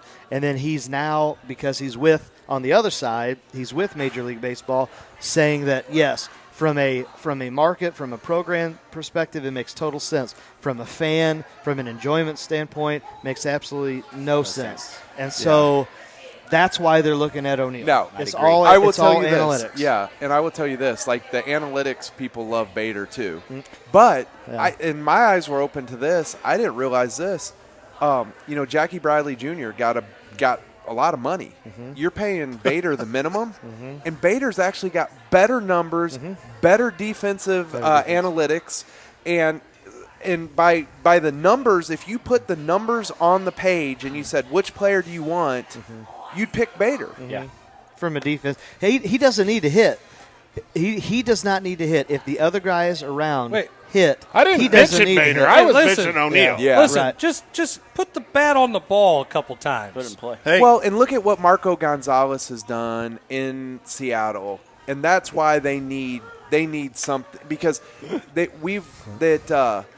Mo's lost some trades, right? He's got to win some trades. So if you say, "Oh, this is our look," I picked this guy, got a Gold Glove. He can lose every trade for the next 5 or 6 years because he basically got Arenado for nothing and $60 million for a bag of balls and a couple of bats. You mean like T.J. Matthews for Mark McGwire? Yeah. Or how about Kent Bottenfield for Jim Edmonds? For Jim Edmonds. That's a great trade. Jim Edmonds was a great trade. Bottenfield won 21 games, and they traded him thinking, oh, this guy just broke on the scene. He didn't do jack crap. Well, you know why? He was with the master, Dave Duncan. And Dave Duncan. Carries, broken veterans, man. Yeah, I'm interested to see what the Chicago White Sox do this year with LaRusso. So here's what I thought the other day. He might fall asleep at a stoplight, but go ahead. So how ironic is it that the number one drinking fans in Major League Baseball were the White Sox, and now Tony La Russa's their manager? Do you think that was predetermined? Is that like a match made in heaven? Hey, good thing Tony doesn't watch the show. He might be offended. He might. And yes, Kevin Halley, Marp would definitely be the third baseman of a Miller Jarvis Blair's Men League. Yes, because all I can play is catcher and softball. Softball? Yeah. Man, not fast. I wish Sun Valley was still open. Oh my gosh! Don't get me started. Go to Wolves. You ever played Let's a go. Wolves? Hey, we got was 2. great. I did. I played tournaments there. All I right, used it in my 20s. Sun Valley was great. Moving on. We didn't talk about you guys' past life of softball. Hey, we got 6 here. We're halfway home to a team here. Slow pitch softball. Oh man, There's only one thing I can do is pitch. That's it. that's good. There you go. Give me the ball. All right, so Dak Prescott. Oh, my God. Let's talk a little bit about this since we're on pro sports. You were talking about the internet won that again. How about the cap? The cap goes down. $15 million. Yeah, down $15 million. 190 whatever. Now it's 182 or 185. Yeah, I mean, and then they give Dak that much money. You've got so much money tied up on 3 players. So what are you going to do? How are you going to protect Dak Prescott? You're not. You're going to play 3 on 11. Hey, ask the Chiefs because they just cut 2 of their offensive linemen. The guy who was the former number 1 pick because they have cap problems. Mm-hmm. So what do you guys think? Do you guys think that Dak plays that contract out in Dallas, or do you think he's requesting to be traded? I think he's going for a year to or get the two. hell beat out of him. 1 or 2 years. He might have to. I They ain't gonna have leave, nobody maybe. to How long? protect him. What was it? 4 years? It's 4 years. 4 years. He'll go 2, and then they'll trade. Or they'll give him an But see, extension or but rework the deal. I say this, though. Quarterback, I think, at the NFL is a little bit overrated. And here's why I say that. And it goes back to, once again, to money. Brady's taking a pay cut to help build a roster around him. Yeah. And that's what helps him win, right? Who would you take? Don't look at the records. Don't look at any. Look at the quarterback and the, their stats. Ryan Fitzpatrick. Would you rather take Mahomes? Would you rather take Mahomes or Brady? Mahomes. Obviously, based not off of salary, this, that, just pure athleticism, pure Mahomes. Exactly. Okay, great. Everybody's going to take Mahomes. Sure. However, they just proved it. You're not winning with that type of elite quarterback that is commanding that much money. Right. He's got a ring. I understand that, but going forward. Well, you can't occupy your team. They said that's a good question. So the teams with the 2 worst cap issues in the NFL are the Kansas City Chiefs and the Detroit Lions. Why are they on 2 different sides? Because Detroit doesn't draft well. Yeah. Kansas City draft well. So what do you got to do? You got to go out and sign a bunch of free agents to come there. You overpay for people that you could get in the third round and have cost control for 4 years. Yes. So teams that draft well don't have these problems. That's number 1. Number 2, whenever you have a quarterback who, they want paid, but they're not going to go. It's like every time a new deal comes out, that's the new mark. Yep. So Aaron Rodgers. Oh, I got okay. Pat Mahomes. Okay, Dak Prescott. It's like I got to one up the dude. No, you don't. Just Not give if me you wanna win. Just give me my money. Right. Don't let me die, so Right. I can at least walk when I'm 40. But that's the debate. That's the whole debate. This is debate. It's ridiculous. But if you're they're those doing it. guys, personally, you're going to say, "Yeah, show me the money." See, I you're think- going to say that. You're going to say, "Oh, you're going to pay me." So whenever everybody says that Tom Brady's not the greatest of all time, he's probably the greatest teammate of all Yes, time. exactly. And not only the Yes. greatest quarterback because Yeah. he's won. Right. He takes the money, take less money for the championship. he don't need the money. His Well, wife's when with his- him. I'm saying when his wife makes more than him, Then, but yes. then I guess you better try to recruit better for all of for a Brady's wife. deals, right? There you go. It's all about recruiting over here. All about recruiting. Right. Yeah. Brady's deals are all guaranteed, though, too. That's why they're less money. Yes. Yeah. Because like, and maybe that's the issue in the NFL. Maybe that's part of the problem is that you have these deals that aren't guaranteed, right? So yeah, you got to be $35 million a year, but you're not going to get, Well, and you I have think to do that's why someone like Dak, who may get hurt at any point, is going to want to make sure he gets that big number and at first gets the guaranteed money. Do you know and he took out an insurance policy on himself? I don't blame him. And so Smart. the year he got hurt, and how many games he missed last year, he got paid his salary because he was out because of the insurance policy he took. That's the same thing with college kids. They take out insurance on themselves if they get, if they're going to be a draft So pick. talking about big contracts, how about what was it? What's the company that Tatis Jr. signed with? Oh, I know what I can't remember it. I'll look it up. I got it here, but he's got he's given a percentage because he took a he took a payment up front. Yep. And yeah, what was that? We were just talking about he's given up a bunch of money. Yeah. to them. For endorsements, you talking about? Or No, for the Padres? No, because he took money up front. Because when you're cost control as a baseball player, you don't make a lot. Right. You're not. So he bet on himself. Pretty much. And so Boris advises his clients never to take this money. And the name of the organization, let's see, firm that invested in him. Big League Advance is the name of the company. And so basically they started with it was some I don't know, $3 or $4 million investment, initial capital, but they're going to get $26 million. Or no, they gave a total of $26 million to 77 baseball players in 2017. So $26 million was their initial investment, and now they're out of his $340 million. They're going to get they get anywhere from 1% to 12% depending on the player. I'm in the wrong business. Tatis's deal, $27.2 million. So they're going to make their initial investment back plus $1 million just off of Tatis. Nice. And then whatever else they get on anybody else. They got 76 other guys, so they could miss on right now. They could miss on 50 of those guys. Blair, I got a great business idea. But their analytics, yeah, and everybody's saying it's so crazy that he would take it because his dad was in the big leagues, and I'm just trying to open a basketball, volleyball courts facility over here in Peevely. That's all I'm worried about. Wait, we're going to Peevely? Working I was on it. thinking up at Gravelly Bluffs. I don't These care. guys. They got the sports center up there, right? All right. Right by Hey, your moving way. on. Let's finish All the right, pro all talk right. here. Blues just got the Bennington's new extension. How many years? Six for 36. Something like that. I didn't see the numbers yet, but I did see that. 6 I think it's a good deal. I think it locks him up. I hope it's a good deal. I think it is. I mean, somebody says, What "Well, do you mean you hope it's a good deal? He won the freaking cup." Okay. He could doesn't suck the rest have of his it. life. He has no one in front of Matt him right now Carpenter got either. MVP votes. Did he win anything? I mean, Did he get it? We won a pennant, right? He hammered Clayton Kershaw, got us to the World Series.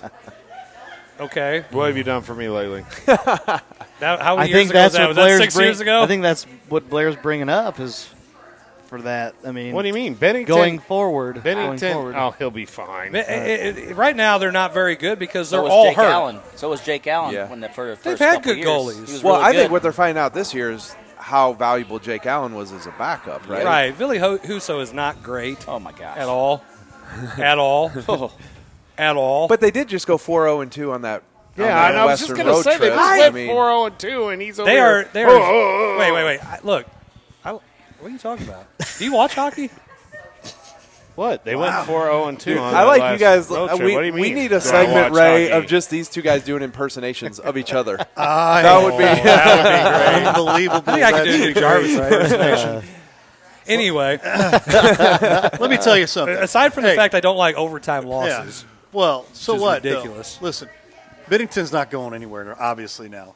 Bennington can go anywhere he wants to right now and get a beer from anybody because he won a cup. Yeah. Same thing for Maroon. Patty Maroon. Patty Maroon, I don't care who he plays for. From here on out, he'll be the hometown hero. I mean, they're going to be all right. They've got a lot of guys who are banged up. big time If you take you take that many guys off your top lines, and be injured, you wouldn't say they'd be second place in the division. For them to do what they just did. Oh, I mean, with who they had out on the ice, unbelievable. I mean, they were bringing up guys from the AHL, like, oh, this is this guy's debut. Who is this guy? That's why I'm saying about Bennington. Yeah. That's why I'm like Joshua, Joshua kid. I'm like, what? But he's got defensemen who've never played a game that he's had in front of him. I know. I'm for Bennington, dummy. I don't know why you keep arguing with me. I'm just you saying should be arguing general. with him. I'm not just me. saying in general. This is in general. I'm not looking. Hold on. Is there a ding, ding, ding, ding? It keeps looking like you're arguing with Round me. one. I'm like, I'm saying Bennington has not had anything in front of him the last several games, Yeah, and he's had a couple of nobodies. Let's see. All right. So, true or false? We can agree this, right? That this Blues team has an 06 Cardinals feel to them, right? True. Injured most of the season. Okay. So I guess the ultimate test is when we get everybody healthy and they go into the playoffs. What happens? Well, I hope that does they're he stand on his head? you hope they catch fire like they did. Yeah. Well, 2 I years mean, ago. look, momentum is a crazy thing, and in hockey, it's crazy. It's everything. It's different in hockey because 7-game series, the Stanley Cup playoffs is a marathon. Oh yes. Yeah, it's probably one of the hardest things to win. To me, it's the hardest cup.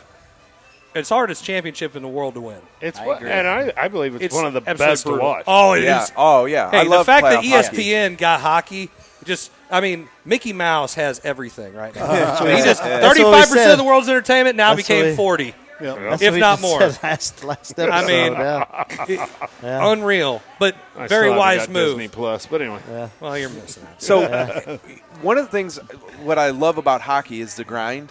What I hate about baseball is you play every day during the regular season, and then in the playoffs you get every other day off, and you get multiple days off, and it's crazy because then when we lost to the Nationals in the NLCS that year, what did they use? Like 3 pitchers or 4 pitchers in that entire series? Yep. Like that's ridiculous. Like baseball should make you, if you're in that wild card, play 3 in a row and handicap the person, and then revenue share if you don't get a home game, right? It's true. But I think that's why hockey's so cool. Is it's that grind, and it mirrors the regular season. Yes. Maybe even is harder than the regular season. No, it has to be harder. Not only that, you go from having these overtime games where you're playing 3-on-3 hockey, you're still playing 5-on-5 hockey in the playoffs. Yeah. So, to get the games over with, you're doing 3-on-3, and then we're going to do a shootout, and it's like, okay, everybody's going home. You get your 2 points, you get your 1 for your overtime loss. Stupid. But either way, we'll take it right now. So I remember the Stevie Y goal for the Red Wings. I remember laying in my bed as like, a teenager listening to the games, right? And we still on radio, and like thinking, oh, this is awesome. This is the year of the and then the goal happened. Yeah. And that like ripped my heart out of my chest. That happened to the Blues fans for years. I mean, come on. How about the year they won the President's Cup with that was Pronger, and we're like, 2000. yes, 2000. Yeah, we're like, all right, this is Yep. No. Down in South Iron, we had the Post Dispatch. We're sitting there just looking like, oh my gosh, this is great. And we all go home, watch. We all go to each other's house, watch. And it was literally the biggest letdown of all time. God, who is the freaking Jonathan Quick?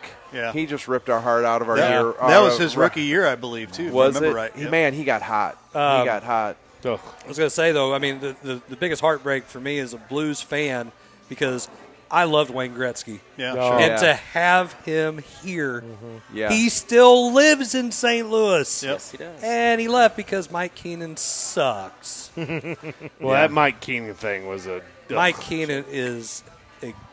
Never mind. It's a family show. Hey, speaking of goal scorers, though, Tarasenko's back. Yes. Yep. So Hopefully he's healthy and he's back to Hopefully what he he was. just stays healthy. just stay healthy. Gosh. True.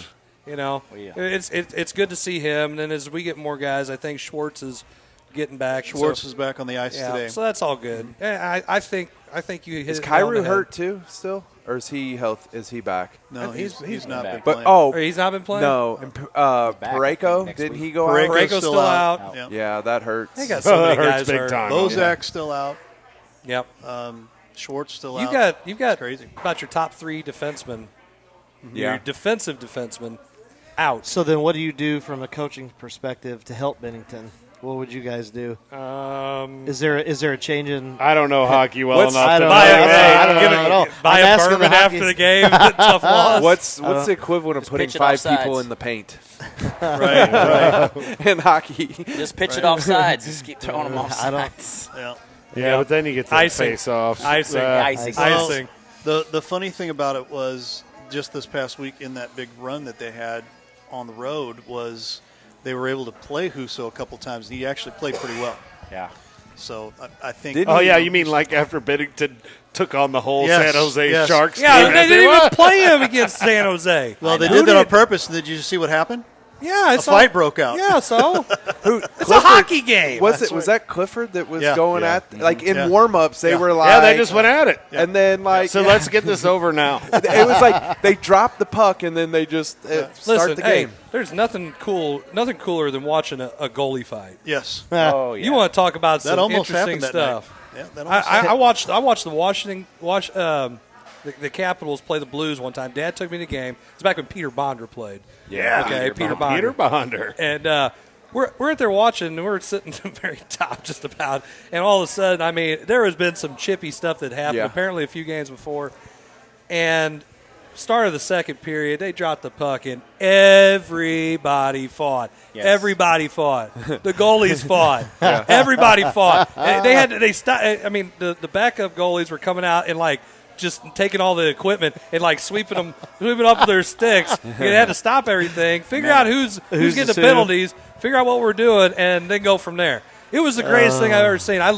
Since then, I loved hockey. I So- think it's the best. See, It's the Dylan best. got one of the best games, the playoff game against San Jose a few years ago. I don't even remember what year it was. He was really small. We beat San Jose, and as soon as the game's over, they just brawl. The whole ice Oh, is covered nice, with, yeah. and Dylan is just screaming. You know, and he's like, "Dad, this is the coolest thing ever." Do they do this every time? Yeah. So as stupid as I think football fights are, probably the dumbest fights in professional sports. Oh, football they're fights. dumb. You got a helmet on. Yeah. Bench clearing brawls in baseball. I mean, how about Amir Garrett going to take on the entire Pittsburgh dugout because he gave 0 capital F's Family Show? Thank you. And but he like literally went and then cleared the. I mean, Giants and Dodgers have had some good ones. I don't mind it. I like it. It has to be a I good like one. it. It can't be like Cueto kicking. Yeah. Oh yeah. Yachty. Yachty. How about Nolan Ryan Yeah, working everybody Robert brings Ventura over? That was good. No one will ever let Robert Ventura live that down, man. Dude, is that not the like? I'm 41, so I'm getting close to this. Like, when does that old man strength kick in? Right? Because that not was from the Texas. difference. You're not a guy who's gonna be like, oh, you're gonna take me out of the game for a pitch count? I can't count that. Get out of here, kid. I know. Could you imagine him I being wanted- in I the wanted World some- Series and them trying to come take him out after Kevin Cash come take Nolan Ryan out of that same situation. oh my Kevin Cash is in the headlock. Getting Okay, I let's think be real the here. closest we've had in St. Louis to that recently, probably Chris Carpenter, right? Right. You Oh, he was Do great. you think Yeah. it was the manager, or do you think it was above him saying pull? Manager. It was Yeah, amazing. I would dude, hope Or was it they just make those analytics? analytics. Yeah. That's what I'm saying. Is it the analytics which comes from Yeah, he above? went back and said it. If he had to do it again, he would do it again. Is that But wait, is that not CYA? knowing the outcome of what happened because Yeah. you made a decision. If it's a bad decision, usually don't go back and say, I would do that same thing again. Yeah. Wow. That tells you how stupid it is. So, confession time here, and see what you guys would do. They do that in Catholic schools. We do.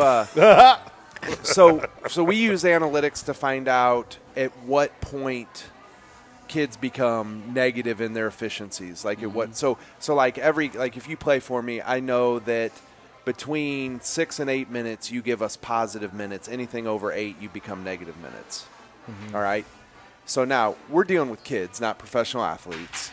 Kids have those emotions, those feelings, they're real, right? And you have a player, and you know that at the 9-minute mark, they're probably going to start hurting you on the game.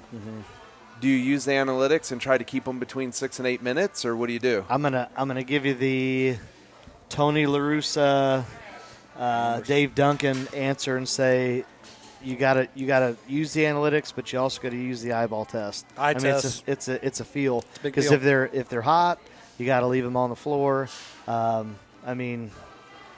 That's my feeling on it. We'll have to wait. We got to table that one. We're up against it on time, guys. Yeah. So real quick, Oh my gosh! Yeah. It's late. Yeah. Thanks a lot, Zach. What?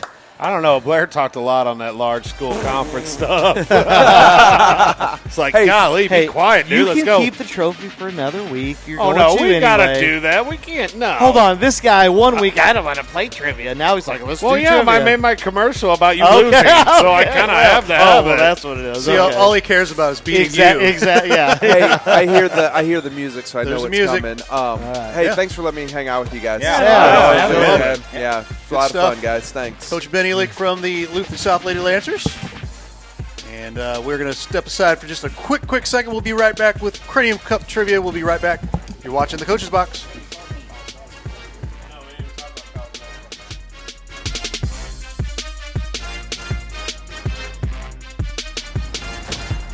Tell us we can't, and we'll prove you wrong. Knock us down, and we'll get right back up. Call us risk takers, misfits, bad boys. But we know what we want, and it feels like American muscle, looks like advanced engineering, and smells like fresh, cut grass. Bad boy. Mow with an attitude.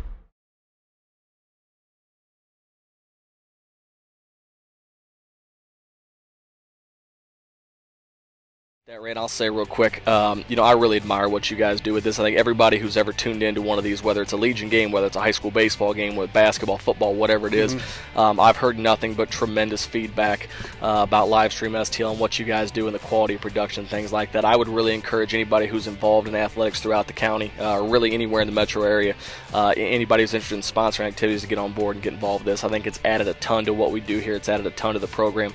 You guys are a class act, and you're committed to doing things the right way, and we really appreciate that.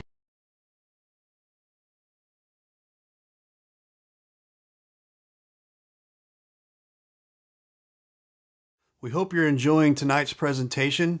Take advantage of the HD experience here with Livestream STL by going to the TKDS Sports Network app. Download the app and subscribe by going to videos.tkdssports.com.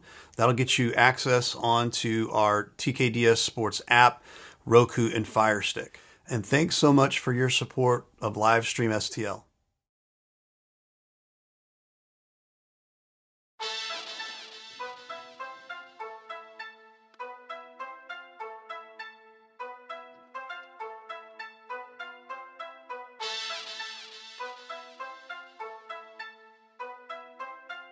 I'm about to get teed up.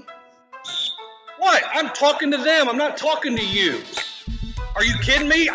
You're throwing me out of a summer league game? I'm not Riley Blair. I'm not going anywhere. Even shoot the free throws. Shoot the cops. Join us. Coach's Box, 7 p.m. live from Robert Jenkins. Tuesday night. See you there.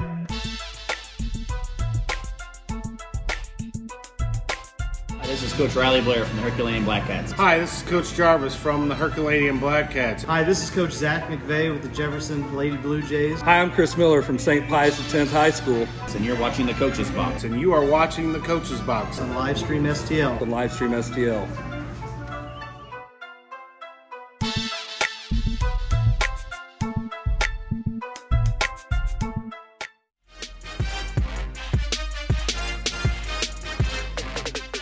And we are back here. Don't forget, tomorrow night, Mission March Madness.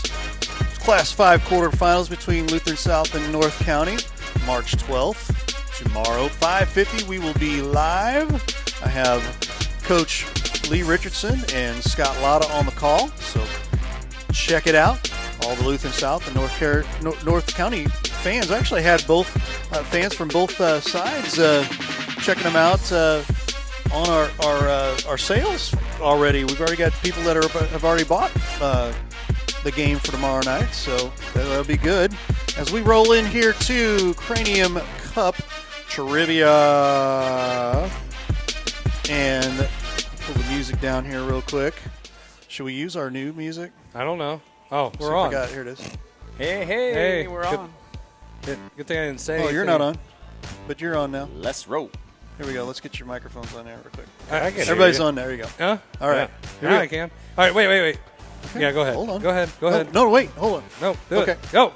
Oh, okay. Here we go. Here we go. Question Yeah. number All right, 1. close it. Yeah. Oh. Question Oh, number anyway, 1. any help? Milwaukee Brewers baseball trivia. Oh, Brewers. From 1971. Uh-huh. Oh, yeah. Uh-huh. Wow. From the 19th century. From The same time this music came out. In the 80s. There you go. Rich Brewer had a 39-game hitting streak in 1987. Don't you remember that? Who the heck's Rich How Brewer? many games? 39-game hitting streak Sure, in okay. 1987. Okay. Answers. Glenn Braggs. Whoa. What's the question? Oh, you said which brewer? Which Brewer? Oh. I thought he said Rich as That's an what I said, too, R-I-C-H. like, Which Brewer? Oh, W. Which? Which Brewer? okay, go. Which Brewer had a 39-game hitting streak in 1987? I think I know Which it. Brewer? I Ben think I Elick, know it, but go ahead. Glenn Braggs, Braggs. Robin Yount, Yum. Greg Brock, Paul Molitor. Which Brewer had a 39-game hitting streak in 1987?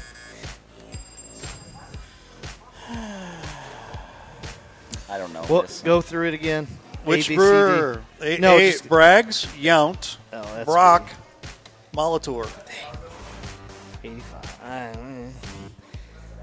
Okay. Got answers? What do you got? Mr. Miller, you are incorrect. Paul Molitor. Paul. Yay! Molitor? Yeah. Darn it. Dadgummit.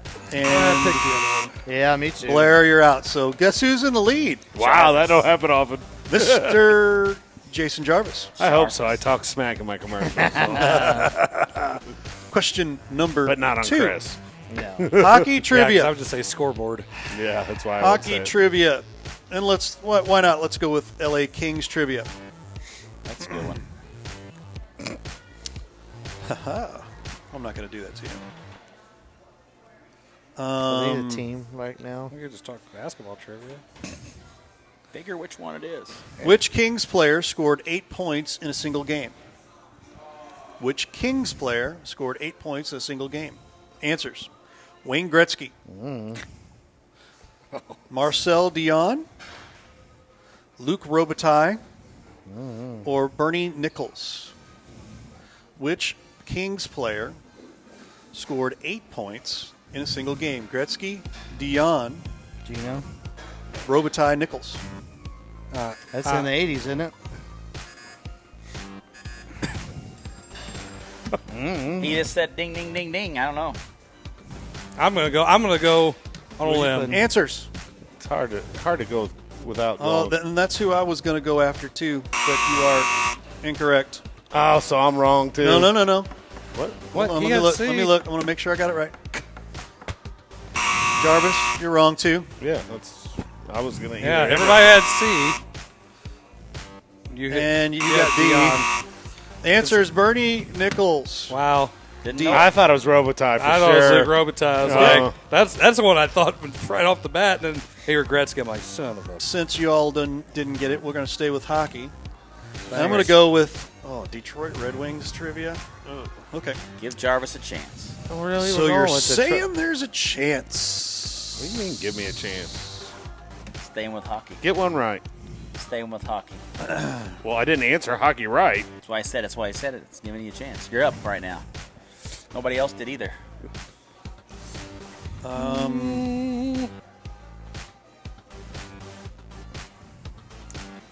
Boom, boom. Da, da, da, da. Here you go. Okay. Yeah, okay, I'll do that. Which Red Wing is not a member of the original production line? Which Red Wing was not What's a production member line? of the Is that Henry original Ford? Are we going all the way back to Henry? quote-unquote production line? I don't even know what that Answers. means. In Detroit. Answers. I don't even have a Alex clue. Delvecchio, Sure, I can name Ted that. Lindsay, Gordie Howe, or Sid Abel. Which Red Wing was not a member of the original production line? Okay, Sam. I knew I had it right. Alex DeVecchio, Ted Lindsay, Gordie Howe, Sid Abel. Who knows? I ain't got him right yet, so let's keep on it. What'd you put? I Answers? have no idea. I'm guessing. Mr. Miller, you are correct. What'd you put? Delvecchio. Delvecchio's I'm wrong. correct. So Everybody else let me is see. wrong. Everybody else got it wrong? Yep. All right. So All we're right. tied. Oh, there we go. Going It's a into the 1-1 last tie. round. 1-1. Wow. 1-1. Yeah. They got to get it wrong. Let's go. We can't answer the same as they do. Let's We go haven't had basketball anything this trivia. century. We're gonna go We haven't had Dallas. anything this century. Dallas Mavericks trivia. Wow. For 2 weeks. Wow. Who was the first Dallas Maverick to have his jersey number retired? Who's the first Dallas Maverick to have his jersey number retired? In what year? Didn't say what. I can't tell you what year. Answers. Mark Aguirre, Brad Davis, Derek Harper, or Roland Blackman.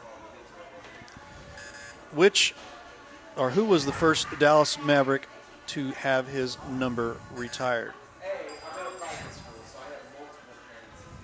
Choices again? Aguirre, Davis, Harper, Blackman.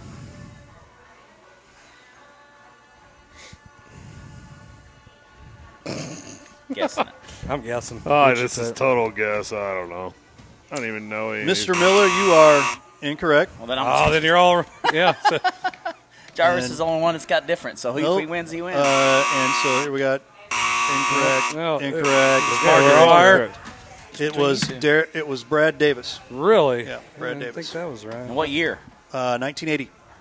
All right, so you two are out. Good. Down to the final two again. Overtime. Blair, pick a category for us. Basketball. What Attaboy. team? What team? Oh, let's go with the Boston Celtics. Oh, my Yuck. favorite team. I just got sick. I'd rather watch Showtime Lakers. Not new Lakers. That's why I just said that. You want to watch Bird? Hey, I like I'm a Boston. Lakers fan. I have to be a fan of them still, even though they have LeBron. I like Boston. I like Lakers. Here's the question. Which Celtics player grabbed 50 rebounds in a single game? Which Celtics player grabbed 50 rebounds in a single game? Answers. Larry Bird, Robert Parrish, Bill Russell, Dave Cowens. Or Cowens. Cowens. Cowens. I got that one right, and I knew that was right. So You Bird, answered the same as Parrish, me. We said Bill Russell. Bird, Parrish, Russell, Cowens, and you both are correct. All right. Let's stick with basketball. We'll We're stick with- basketball coaches. Let's and do we'll it. stick with. Why not? We'll just stick right here. What'd you two do? Get Here's the Russell? question. Oh, Russell. Here it is. We all had Russell. Yeah. Who is the Boston Celtics all-time points leader? Paul Pierce, Larry Bird, Bill Russell, John Havlicek. Havlicek. Havlicek.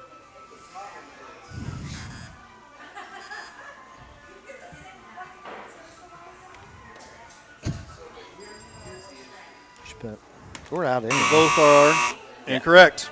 Really? Paul Pierce is not? It's No, he Havlicek. ain't been there. It's D. That's D. Yeah, Havlicek. Okay. I thought Pierce passed it before he left. He Not according to this.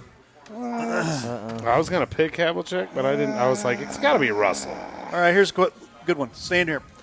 Which Boston Celtic won 5 NBA Most Valuable Player awards?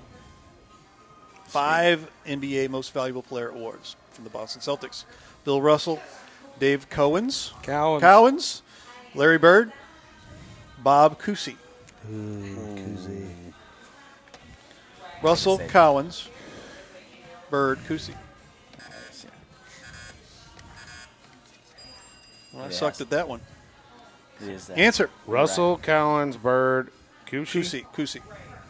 What I thought, but I guess I don't know. You can't answer. It's just between I know. We can do it for fun. I can What do you see got if I here? got right. There. Oh, what happened? I'm going to be wrong, but let's go. What'd you go with it? Collins. I went with Russell.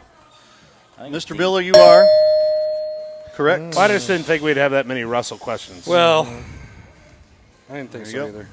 That's why I didn't pick Russell. So we stay with Mr. Miller. Just another day. Hey, another day office. Zach doesn't win. Why don't we get these questions beforehand? That would make it a lot faster, wouldn't it? All right, so hey, real quick before we go, because we got to talk about it. We got our Coach's Box Tournament Challenge for March Madness. March Madness. Right. When Selection Sunday is over, we're going to this Sunday. Yeah, that's right. We're going to put it out there that we're going to have brackets. You can buy as many brackets. They're going to be $10 each. And the winning pot's going to be 70% of the pot. And then second and third place is 20 and 10. So $10 a bracket. I think and we're going to do it through ESPN Bracket Challenge. So we'll have our own group. So we'll put the same thing out. We'll have a Google form. Whenever you guys buy it, then we'll send you the email, and then that way you can sign up with the group, and you just buy as many brackets. You can do the same thing, pay cash or Venmo, and it should be a fun thing. We'll have a big deal going on with it. We'll keep track of it as we do the shows. But the deadline to do it, once we put it out there, will be Thursday morning at 9 a.m. So that way, because the first four games come out, or they play at 4 p.m. on Thursday. Right. So pretty excited because we haven't done a bracket in a couple years now. So should be a lot of fun. Hopefully we can get a lot of people to do it, and that way we have a big prize, and maybe Zach, you'll have a chance to win that. I have won those before. Yeah. Hey, maybe we should make a commercial for that because it's recent. Continue to run. Hey, how's Kentucky doing? They're great. They lost today. Yeah. How's Duke? They're done. COVID. They're COVID. Man, how we didn't even get How's Duke? That's right, MIC. Sioux got a win right there. COU. Oh my gosh. That's right. I hope, Or hey, an man, I SEC hope they do basketball well. tournament game. I'm glad to see Right. it. Glad to see it. I hope they do well. There you have it. Mizzou. Yeah. I just hope Because you're that- from Missouri. I know. really think that Duke going out helps SLU's chances of moving. No, it doesn't. Nope. I believe so because Duke was one of the Final Four in. It'll be something stupid like Syracuse, who always gets in because Boeheim. yeah. Now, they did play Virginia tough today. But did they lose? Yeah, they lost Good by game. 3 because Virginia hit a three-pointer at the buzzer. Yeah. I'm going to say SLU gets in. Gosh, I don't see. Bold prediction. You want to put a side wager on that? Sure do. Kyle Bohr, what's the over/under on that? Yeah, Kyle's not watching that. Not He's great. asleep. Not great. Not great. All right. All right, folks. Thanks for watching the Coach's Box again. Next week is our 1-year anniversary. That's right. Is it next week? It is next week, and we have to say Week this. 52. Wow. There it is. And I will Wait a say second. that Shouldn't it there be will 53? be some fun things going on for next week's show. I have some fun things planned as well. So, yes. Everybody is having fun. Good stuff. There it is. Old school days. Again, thanks for watching the Coach's Box. We'll see you next week. We'll see what we got up our sleeves for our 1-year anniversary. See you then. I have short sleeves.